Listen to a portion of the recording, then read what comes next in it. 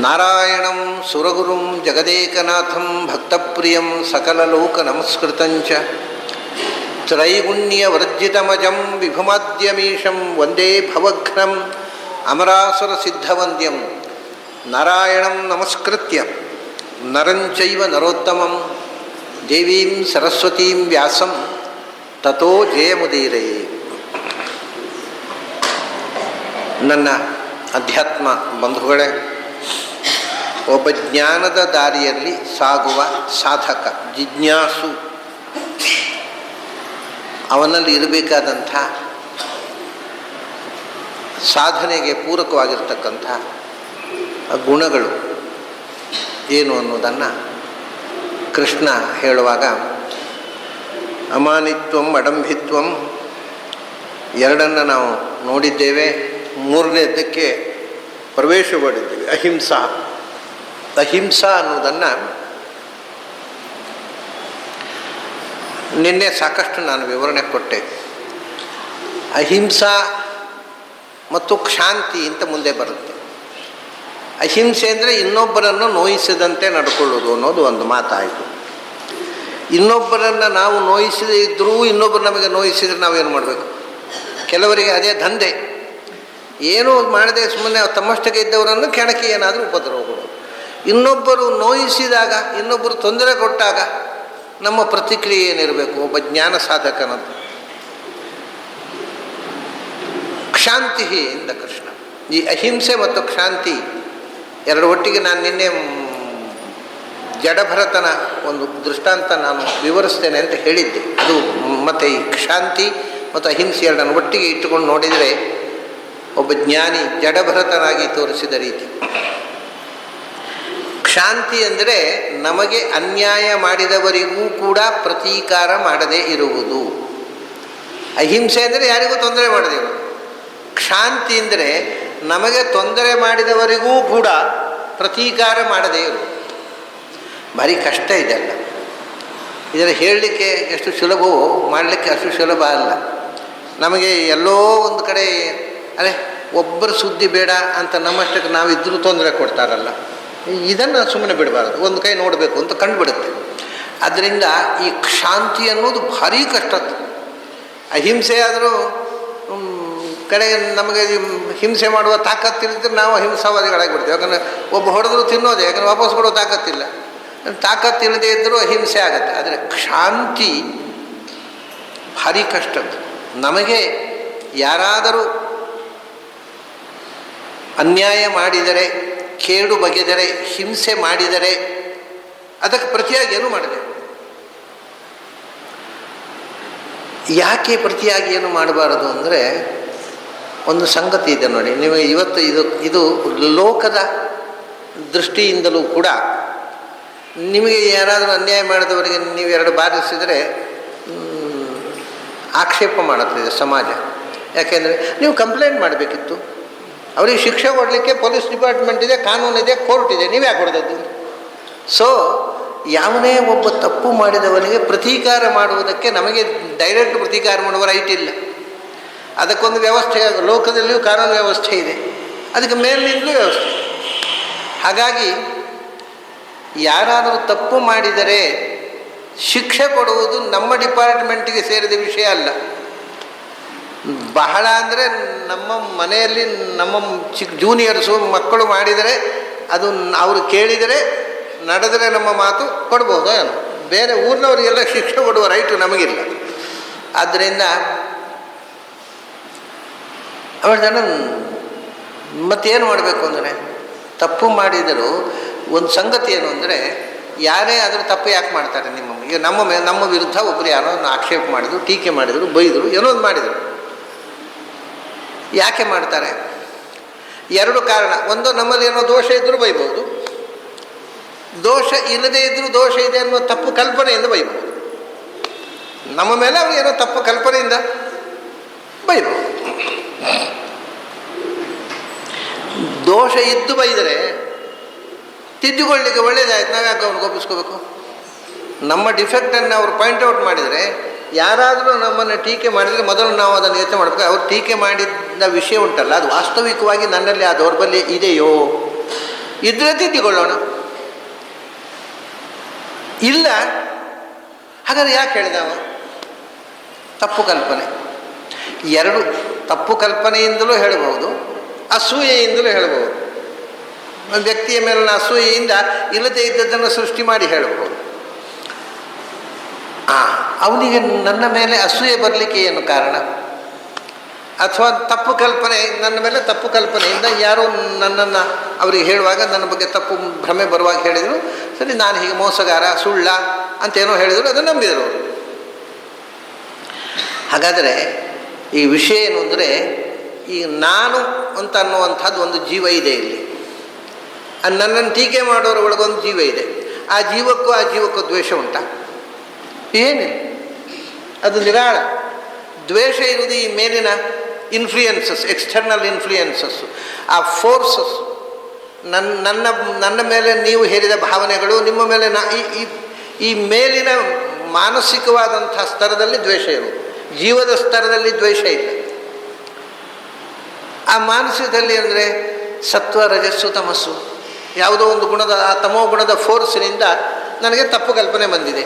ಹಾಗಾದರೆ ಇವನು ಹೇಳ್ತಾನೆ, ಒಬ್ಬ ಜ್ಞಾನಿ ಅದು ಏನು ಮಾಡಬೇಕು ಗೊತ್ತಾ?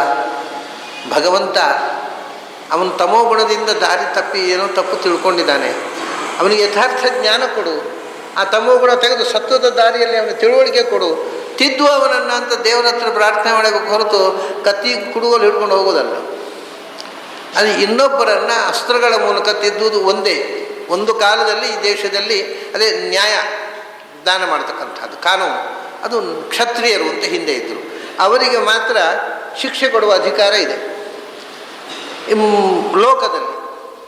ಅದು ಬಿಟ್ಟರೆ ಭಗವಂತನಿಗೆ. ಅದಕ್ಕೆ ಹಿಂದಿನವರು ಈ ಶಿಕ್ಷೆ ಕೊಡುವವರನ್ನು ರಾಜ ಪ್ರತ್ಯಕ್ಷ ದೇವತಾ ಅಂತ, ಶಿಕ್ಷೆ ಕೊಡುವ ಅಧಿಕಾರ ದೇವರಿಗೇ ಇರೋದು. ನಾವು ದೇವರ ರೆಪ್ರೆಸೆಂಟೇಟಿವ್ ಅಂತ ಅವನನ್ನು ಕೂಡಿಸಿದ್ದೇವೆ, ಅವನು ಶಿಕ್ಷೆ ಕೊಡಬಹುದು ಅಂತ ಹೇಳ್ತಿದ್ರು ಹಿಂದಿನವರು. ಹಾಗಾಗಿ ಯಾರು ತಪ್ಪು ಮಾಡಿದರೂ ಆ ತಪ್ಪನ್ನು ಕ್ಷಮಿಸು. ಅವರಲ್ಲಿ ಇರತಕ್ಕಂಥ ತಪ್ಪು ಭಾವನೆ ತೆಗೆದುಬಿಟ್ರೆ ಆ ಜೀವಕ್ಕೂ ಈ ಜೀವಕ್ಕೂ ಏನು ದ್ವೇಷವೇ ಇಲ್ಲ.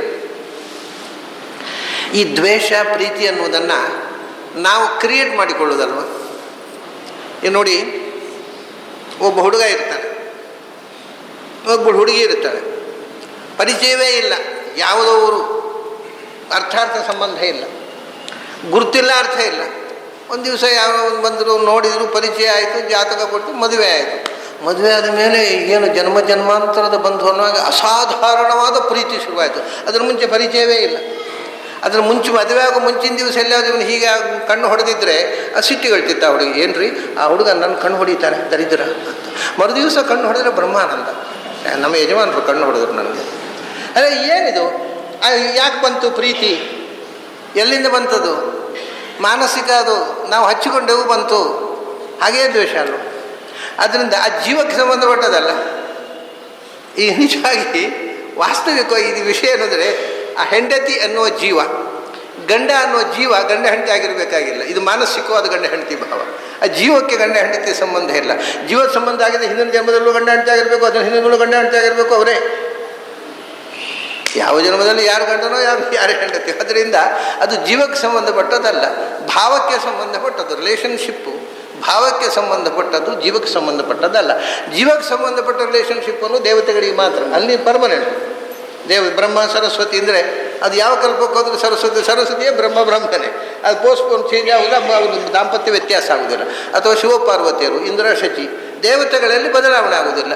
ಮನುಷ್ಯರಲ್ಲಿ ಭಾವಕ್ಕೆ ಸಂಬಂಧಪಟ್ಟದ್ದು, ಜೀವಕ್ಕೆ ಸಂಬಂಧಪಟ್ಟದಲ್ಲ. ಅದು ಯಾವ ಜನ್ಮ ಯಾವ ಸಂಬಂಧವೋ ಆಗ್ಬೋದು. ತಂದೆ ತಾಯಿ ಒಂದು ಜನ್ಮದಲ್ಲಿ, ಹಿಂದಿನ ಜನ್ಮದಲ್ಲಿ ಅಲ್ಲ, ಮುಂದಿನ ಜನ್ಮದಲ್ಲಿ ಅಲ್ಲ. ಮಕ್ಕಳು ಅಲ್ಲ, ಗಂಡ ಹೆಂಡತಿ ಅಲ್ಲ, ತಂದೆ ತಾಯಿ ಅಲ್ಲ, ಅಕ್ಕ ತಮ್ಮ ಅಲ್ಲ. ಯಾವ ಸಂಬಂಧವೂ ಕೂಡ ಜೀವಕ್ಕೆ ಸಂಬಂಧಪಟ್ಟದ್ದಲ್ಲ. ನಾವು ಹಚ್ಚಿಕೊಂಡ್ರೆ ಪ್ರೀತಿ, ತಪ್ಪಾಗಿ ತಿಳ್ಕೊಂಡ್ರೆ ದ್ವೇಷ. ಎರಡೂ ಭಾವಕ್ಕೆ ಸಂಬಂಧಪಟ್ಟದ್ದು, ಜೀವಕ್ಕೆ ಏನೂ ಸಂಬಂಧ ಇಲ್ಲ. ನಾನು ಯಾಕೆ ದ್ವೇಷಿಸಬೇಕು? ಹಾಗಾದರೆ ತಪ್ಪು ತಿಳುವಳಿಕೆ ಇಂದ ಅವ್ರು ನನ್ನನ್ನು ದ್ವೇಷಿಸು. ನನಗೆ ತಪ್ಪು ತಿಳುವಳಿಕೆ ಇಲ್ಲಲ್ವಾ, ನಾನು ಯಾಕೆ ಅವರನ್ನು ದ್ವೇಷಿಸಬೇಕು? ಮತ್ತು ಅವರಿಗೆ ತಪ್ಪು ತಿಳುವಳಿಕೆ ಇದೆ, ಅದನ್ನು ತಿದ್ದಿ ಒಳ್ಳೆ ಬುದ್ಧಿ ಕೊಡು ದೇವರೇ ಅಂತ ಅವರಿಗೂ ಒಳ್ಳೆಯದಾಗೋದು ಪ್ರಾರ್ಥನೆ ಮಾಡೋಣ. ನಮ್ಮ ಗಾಯತ್ರಿ ಅದೇ ಅಲ್ವ, ಗಾಯತ್ರಿಯಲ್ಲಿ ಹೇಳೋದೇನು? ಗಾಯತ್ರಿ ಯಾಕೆ ದೊಡ್ಡ ಮಂತ್ರ? ಅದು ಏನು ಹೇಳ್ತೆ ಅಂದರೆ, ಧಿಯೋ ಯೋನಃ ಪ್ರಚೋದಯಾತ್ ಅಂತ. ಯಾರು ಯಾರು ಈ ಪ್ರಪಂಚದಲ್ಲಿದ್ದಾರೋ ನನಗೆ ಅಂತ ಹೇಳೋದಿಲ್ಲ, ಅದು ಈ ಪ್ರಪಂಚದಲ್ಲಿರುವ ಪ್ರತಿಯೊಬ್ಬನಿಗೂ ಒಳ್ಳೆಯ ಬುದ್ಧಿ ಕೊಡು. ಇದಕ್ಕಿಂತ ದೊಡ್ಡ ಪ್ರೇಯರ್ ಏನುಂಟು? ಅಂದರೆ ಅವನು ಹೇಳ್ತಾನೆ, ಗಾಯತ್ರಿ ಜಪ ಮಾಡುವವ ನನ್ನನ್ನು ದ್ವೇಷ ಮಾಡುವವನಿಗೂ ಒಳ್ಳೆಯ ಬುದ್ಧಿ ಕೊಡು. ಅದು ನಮ್ಮ ಪೈಕಿಯವರಿಗೆ ಮಾತ್ರ ಒಳ್ಳೆ ಬುದ್ಧಿ ಕೊಡು ಅಂತ ಗಾಯತ್ರಿ ಹೇಳೋಳು. ನಹ ಅಂದರೆ ಮನುಕುಲಕ್ಕೆ, ಎಲ್ಲ ನಮಗೆ ಅನ್ನುವಲ್ಲಿ ಯಾವುದು ಎಕ್ಸ್ಕ್ಲೂಸಿವ್ ಆಗಿ ಯಾವುದು ಹೇಳಿದಲ್ಲ, ಎಲ್ಲ ಆಲ್ ಇನ್ಕ್ಲೂಸಿವ್, ನಮಗೆಲ್ಲರಿಗೂ ಒಳ್ಳೆ ಬುದ್ಧಿ. ಶಾಸ್ತ್ರೀಯವಾಗಿ ವಿಶ್ಲೇಷಣೆ ಮಾಡುವಾಗ ಯಾರಿಗೆ ಒಳ್ಳೆ ಬುದ್ಧಿ ಬರುವ ಯೋಗ್ಯತೆ ಇದೆಯೋ ಅವರಿಗೆ ಮಾತ್ರ ಬರುತ್ತೆ, ಅಯೋಗ್ಯರಿಗೆ ಬರೋಲ್ಲ. ಅದು ಬೇರೆ ವಿಷಯ. ನಾವು ಅಯೋಗ್ಯರಿಗೆ ಕೊಡಬೇಡ ಅಂತ ನಾನು ಹೇಳಬೇಕಾಗಿಲ್ಲ, ದೇವರಿಗೆ ಗೊತ್ತಿದೆ ಯಾರು ಯೋಗ್ಯರು ಯಾರು ಅಯೋಗ್ಯರು ಅಂತ. ನಾವು ಹೇಳುವಾಗ ಒಳ್ಳೆ ಬುದ್ಧಿ ಕೊಡು ಅಷ್ಟೇ. ಯಾಕೆಂದರೆ ನಮಗೆ ನಾವು ಕೇಳುವಾಗಲೇ ನಾವು ಯೋಗ್ಯರೋ ಅಯೋಗ್ಯರು ಅಂತ ಗೊತ್ತಿರೋದಿಲ್ಲ ನಮಗೆ. ನಾವೇ ಒಳ್ಳೆ ಬುದ್ಧಿಗೆ ಅಯೋಗ್ಯರಿರಬಹುದು. ಆದರೆ ದೇವ್ರದ್ದು ಕೇಳುವಾಗ ನಾನು ಒಳ್ಳೆ ಬುದ್ಧಿಗೆ ಅಯೋಗ್ಯ ಅಂತ ಕಾಣುತ್ತೆ, ಅದನ್ನು ಕೊಡಬೇಡ ಅಂತ ಹೇಳೋದು ಏನಿಲ್ಲ. ದೇವ್ರದ್ದು ಕೇಳೋ ಒಳ್ಳೆ ಬುದ್ಧಿ ಕೊಡು ಅಂತ ಕೇಳೋದು. ಯೋಗ್ಯರಿದ್ದರೆ ಕೊಡ್ತಾನೆ, ಇಲ್ಲ ಕೊಡೋಲ್ಲ, ಅದು ಅವನು ಬಿಟ್ಟದ್ದು. ಅದು ಡಿಸಿಷನ್ ನಮಗೆ ಸಂಬಂಧಪಟ್ಟದಲ್ಲ. ಯಾರನ್ನು ಪಾಸ್ ಮಾಡಬೇಕು ಯಾರನ್ನು ಫೇಲ್ ಮಾಡಬೇಕು ಅನ್ನೋದು ಅದು ಮೇಷ್ಟ್ರಿಗೆ ಸಂಬಂಧಪಟ್ಟದ್ದು, ವಿದ್ಯಾರ್ಥಿ ಸಂಬಂಧಪಟ್ಟದ್ದು. ಅವನು ಸಿನ್ಸಿಯರಾಗಿ ಬರೆಯೋದು ಅವನ ಕೆಲಸ. ಆದ್ದರಿಂದ ಅಹಿಂಸಾ ಶಾಂತಿ ಎರಡು ಜ್ಞಾನದ ದಾರಿಯಲ್ಲಿ ಬಹಳ ಮಹತ್ವದ ಗುಣ. ಈ ತಾಳ್ಮೆ ಅಂದರೆ ನಮ್ಮನ್ನು ಟೀಕೆ ಮಾಡುವವರು, ನಮ್ಮನ್ನು ಕ್ರಿಟಿಸೈಸ್ ಮಾಡುವವರನ್ನು ಕೂಡ ಸಹಿಸಿಕೊಳ್ಳುವ ತಾಳ್ಮೆ, ಕೋಪಿಸಿಕೊಳ್ಳದೇ ಇರುವುದು. ಪುರಂದರದಾಸರು ನಿಂದಕರಿರಬೇಕು ಅಂತ ಹೇಳಿದ್ದು ಇದನ್ನೇ. ಯಾಕೆ ಹೇಳಿದೆ, ಅವರು ನಿಂದನೆ ಮಾಡಿದ್ದರಿಂದ ನಮ್ಮ ನಿಜವಾಗಿ ಆ ಡಿಫೆಕ್ಟ್ ಇರುವುದು ಹೌದಾದರೆ ನಮ್ಮನ್ನು ನಾವು ತಿದ್ದಿಕೊಳ್ಬೋದು. ಇಲ್ಲ ಅಂತಾದರೆ ತಪ್ಪು ತಿಳ್ಕೊಂಡಿದ್ದಾರೆ, ಭಗವಂತ ಒಳ್ಳೆ ಬುದ್ಧಿ ಕೊಡುವವರು ಮುಗಿದೋಯ್ತು, ಅಲ್ಲಿ ಮುಗೀತು. ಇನ್ನೇನು ಜಗಳ ಮಾಡೋ ವಿಷಯ ಏನುಂಟಲ್ಲ.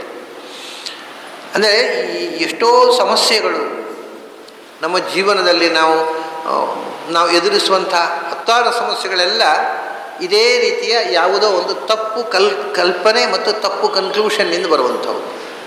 ಹೀಗೆ ಸ್ವಚ್ಛವಾಗಿ ನೋಡ್ತಾ ಹೋದ ಕೃಷ್ಣ ಹೇಳ್ತಾನೆ, ಯಾವುದೇ ಒಂದು ಪ್ರಸಂಗ, ನನ್ನ ಭಾರತದಲ್ಲಿ ವ್ಯಾಸರು ಒಂದು ಮಾತು ಹೇಳ್ತಾರೆ, ನಾವು ನಮ್ಮ ತಲೆಬಿಸಿ ಆಗ ಎಲ್ಲ ಆಗಬಾರದ್ದೇ ಆಗ್ತಾ ಇದೆ ಸ್ವಾಮಿ ಅಂತ ತಲೆಬಿಸಿ ನಮಗೆ, ಆಗಬಾರದ್ದೇ ಆಗ್ತಾ ಇದೆ ಅಂತ. ಅಂದರೆ ವ್ಯಾಸರೊಂದು ಮಾತು ಹೇಳ್ತಾರೆ, ಜಗತ್ತಿನಲ್ಲಿ ಯಾವಾಗ ಏನು ಆಗಬೇಕೋ ಆವಾಗ ಅದು ಆಗುತ್ತೆ ಹೊರತು ಆಗಬಾರದ್ದು ಎಂದೂ ಆಗೋಲ್ಲ. ಆಗಬಾರದು ಅಂದರೆ ಏನು? ನಮಗೆ ಆಗಬಾರದಂತೂ ಆಯಿತು ಅಂತ, ಅದು ಆಗಬೇಕಾದ್ದೇ ಆಗೋದಲ್ಲ. ಏವಮಪ್ಯಶುಭಂ ಕರ್ಮ ನ ಭೂತಂ ನ ಭವಿಷ್ಯತಿ. ಎಂಥ ಮಾತುಗಳು ಪ್ರಾಚೀನರ ಆ ಕಲ್ಪನೆ ನೋಡಿ. ಯಾವತ್ತೂ ಎಂದೂ ಆಗಬಾರದ್ದು ಆಗಲಿಲ್ಲ, ಇನ್ನೂ ಆಗೋಲ್ಲ. ನೀವು ಯಾಕೆ ತಲೆ ಕೆಡಿಸ್ಕೊಳ್ತೀರಾ? ಆಗಬಾರದ್ದು ಆಗ್ತಾ ಇದೆ, ಯಾವತ್ತೂ ಆಗೋಲ್ಲ. ಯಾವುದು ಆಗಬೇಕೋ ಅದು ಆಗುತ್ತೆ. ಆಗಬೇಕಾದ್ದನ್ನು ತಡೆಯುವುದು ನಿಮ್ಮಿಂದ ಸಾಧ್ಯ ಇಲ್ಲ. ಯಾವುದು ಆಗುತ್ತೋ ಅದನ್ನು ಆಗದಂತೆ ಮಾಡುವುದು ಸಾಧ್ಯ ಇಲ್ಲ. ಮತ್ತು ಯಾಕೆ ತಲೆ ಕೆಡಿಸ್ಕೊಳ್ಳೋದು? ಅಯ್ಯೋ ಆಗಬಾರದ್ದೇ ಆಗ್ತಾ ಇದೆ, ಆಗಬೇಕಾದ್ದೇ ಆಗ್ತಾ ಇರುತ್ತೆ. ಆದ್ದರಿಂದ ಯಾವುದು ಆಗಬೇಕು ಪ್ರಪಂಚದಲ್ಲಿ ಅದು ಆಗ್ತಾ ಇರ್ತದೆ. ಅದನ್ನು ತಟಸ್ಥರಾಗಿ ನಾವು ನೋಡ್ತಾ ಇದ್ದರೆ ಎಷ್ಟೋ ಸಮಸ್ಯೆಗಳು ಪರಿಹಾರ ಆಗೋದಿಲ್ಲ. ನಮ್ಮ ಟೆನ್ಷನು ಎಲ್ಲ, ಅಯ್ಯೋ ಹಾಗಾಯಿತು ಟೆನ್ಷನು, ಹೀಗಾಯಿತು ಟೆನ್ಷನು, ಎಲ್ಲೆಲ್ಲೋ ಏನೇನೋ ಆಯಿತು ನಮಗೆ ಟೆನ್ಷನ್. ಯಾಕೆ ಅಂತ ಇಡೀ ಜಗತ್ತನ್ನು ಉದ್ಧಾರ ಮಾಡುವಂಥ ದೀಕ್ಷೆ ತೊಟ್ಟು ಅವತಾರ ಮಾಡಿ ಬಂದಿದ್ದೇವೆ ನಾವು. ನಮ್ಮನ್ನು ತಿದ್ದಿಕೊಳ್ಳಿಕ್ಕೆ ಆಗ್ತಾ ಇಲ್ಲ ನಮಗೆ, ಊರಿನೋಡ ಸಂಗತಿ ಯಾಕೆ? ಅದರಿಂದ ಈ ಕೃಷ್ಣ ಹೇಳ್ತಾನೆ, ಮೊದಲು ಬಿ ಟೆನ್ಷನ್ಲೆಸ್. ಯಾವುದಕ್ಕೂ ತಲೆಕೆಡಿಸ್ಕೋಬೇಡ, ಹಾಗಾಯಿತು ಹೀಗಾಯಿತು. ಹಾಗಾಗಬೇಕೋ ಆಗುತ್ತೆ, ಅದು ನಿನ್ನ ಕೈಯಲ್ಲಿಲ್ಲ. ಮತ್ತು ಹೀಗಾಗಬೇಕು ಅಂತ ಡಿಮ್ಯಾಂಡ್ ಮಾಡಿದರೆ ಅದು ರಿಸಲ್ಟ್ ಏನು ಅಂದರೆ ಆಗುವುದಿಲ್ಲ, ನಿನ್ನ ನಿರೀಕ್ಷೆ ಮಾಡಿದ್ದು ಡಿಸಪಾಯಿಂಟ್ಮೆಂಟ್. ಯಾವಾಗಲೂ ಕೂಡ ನಿರೀಕ್ಷೆಯಿಂದ, expectation leads to disappointment and disappointment leads to depression. ಇಷ್ಟೇ ಜೀವನದಲ್ಲಿ. ನಿನ್ನದು ಎಕ್ಸ್ಪೆಕ್ಟ್ ಮಾಡಲಿಕ್ಕೆ ಯಾರು ಹೇಳಿದರು? ನೀನು ಎಕ್ಸ್ಪೆಕ್ಟ್ ಮಾಡಿದ ಹಾಗೆ ಆಗೋದಿಲ್ಲ, ನಿನಗೆ ಮೊದಲೇ ಗೊತ್ತಿತ್ತೋ ಇಲ್ವೋ? ಹಾಗಾದರೆ ಹೇಗೆ ಆಯಿತೋ ಅದನ್ನು ಒಪ್ಪಿಕೊಳ್ಳೋಣ. ನಾನು ಹೀಗೆ ಆಗಬೇಕು ಅಂತ ಡಿಮಾಂಡ್ ಮಾಡೋಲ್ಲ ಅಂತ ತೀರ್ಮಾನ ಮಾಡಿ ಬದುಕಬಹುದಿತ್ತಲ್ಲ. ಇಷ್ಟು ಸರಳವಾಗಿದೆ ಸೈಕಾಲಜಿ ಅಂತ. ನಾವು ಸೈಕಾಲಜಿಯನ್ನು ಸ್ವಲ್ಪ ಅಭ್ಯಾಸ ಮಾಡಿದರೆ ಜೀವನವನ್ನು ಬಹಳ ಹಗುರವಾಗಿ ಬದುಕಬಹುದು, ಗೊಂದಲ ಇಲ್ಲದೆ ಬದುಕಬಹುದು. ನಾವೇ ಗೊಂದಲ ಸೃಷ್ಟಿಸಿಕೊಳ್ಳುವುದು, ನಾವೇ ಸೃಷ್ಟಿಸಿಕೊಂಡ ಗೊಂದಲದೊಳಗೆ ಸಿಕ್ಕಾಕೊಂಡು ಒದ್ದಾಡುವುದು. ಅದು ಇನ್ಯಾರೋ ಮಾಡಿದ ಗೊಂದಲ ಅಲ್ಲ, ಇದು ಜ್ಞಾನದ ಮಾರ್ಗದಲ್ಲಿ. ಆದ್ದರಿಂದ ಇನ್ನೊಬ್ಬರಿಗೆ ನೋವು ಕೊಡುವಂಥ ಏನನ್ನೂ ಮಾಡಬೇಡ. ಇನ್ನೊಬ್ಬರು ನೋವು ಕೊಟ್ಟರೆ ಅದಕ್ಕೆ ಪ್ರತೀಕಾರ ಮಾಡಲಿಕ್ಕೆ ಹೋಗಬೇಡ. ವಿಷಯ ಏನು ಗೊತ್ತುಂಟ? ನೀವು ಪ್ರತೀಕಾರ ಮಾಡಿದ್ರಿ ಅಂತ ಇಟ್ಕೊಳ್ಳಿ, ಕೊನೆಯಲ್ಲಿಗೆ ನೀವು ಒಬ್ಬರು ಬೈದರು, ಅದಕ್ಕೆ ನಾವು ಅವ್ರಿಗೆ ಪ್ರತಿಯಾಗಿ ಬೈದೆವು, ಮುಗಿಯೋದಿಲ್ಲ ಅದು. ನಾವು ಈಗ ಬೈದದ್ದು ಅದಕ್ಕಿಂತ ಜೋರು ಶಬ್ದದಲ್ಲಿ ಬೈತಾರೆ ಅವರು. ನಿಮಗೆ ಬೆಂಗಳೂರಲ್ಲಿ ಗೊತ್ತಿದೆ, ಯಾರು ಬಾಯಿ ಜೋರೋ ಅವನಿಗೆಲ್ಲೋ.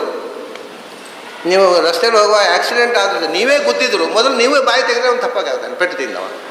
ಯಾರು ಮೊದಲು ತಪ್ಪು ಮಾಡಿದವರು ಅವರೇ ದೊಡ್ಡ ಸ್ಥಳದಲ್ಲಿ ಗಲಾಟೆ ಮಾಡಿ ಶುರು ಮಾಡಬೇಕು. ಅಂದರೆ ನೀವು ತಿಳಿದಿದ್ದರೆ ಸಿಕ್ಕಾಕೊಂಡ್ರೆ. ಹಾಗಾಗಿ ನೀವು ಬೈದರೆ ಅದಕ್ಕಿಂತ ಜೋರವನು ಬೈತಾನೆ. ನೀವು ಅನ್ಪಾರ್ಲಿಮೆಂಟ್ರಿ ಶಬ್ದ ಉಪಯೋಗಿಸಿದ್ರೆ ಅದಕ್ಕಿಂತ ಹೆಚ್ಚು ಅನ್ಪಾರ್ಲಿಮೆಂಟ್ರಿ ಶಬ್ದ ಅವನು ಉಪಯೋಗಿಸ್ತಾನೆ.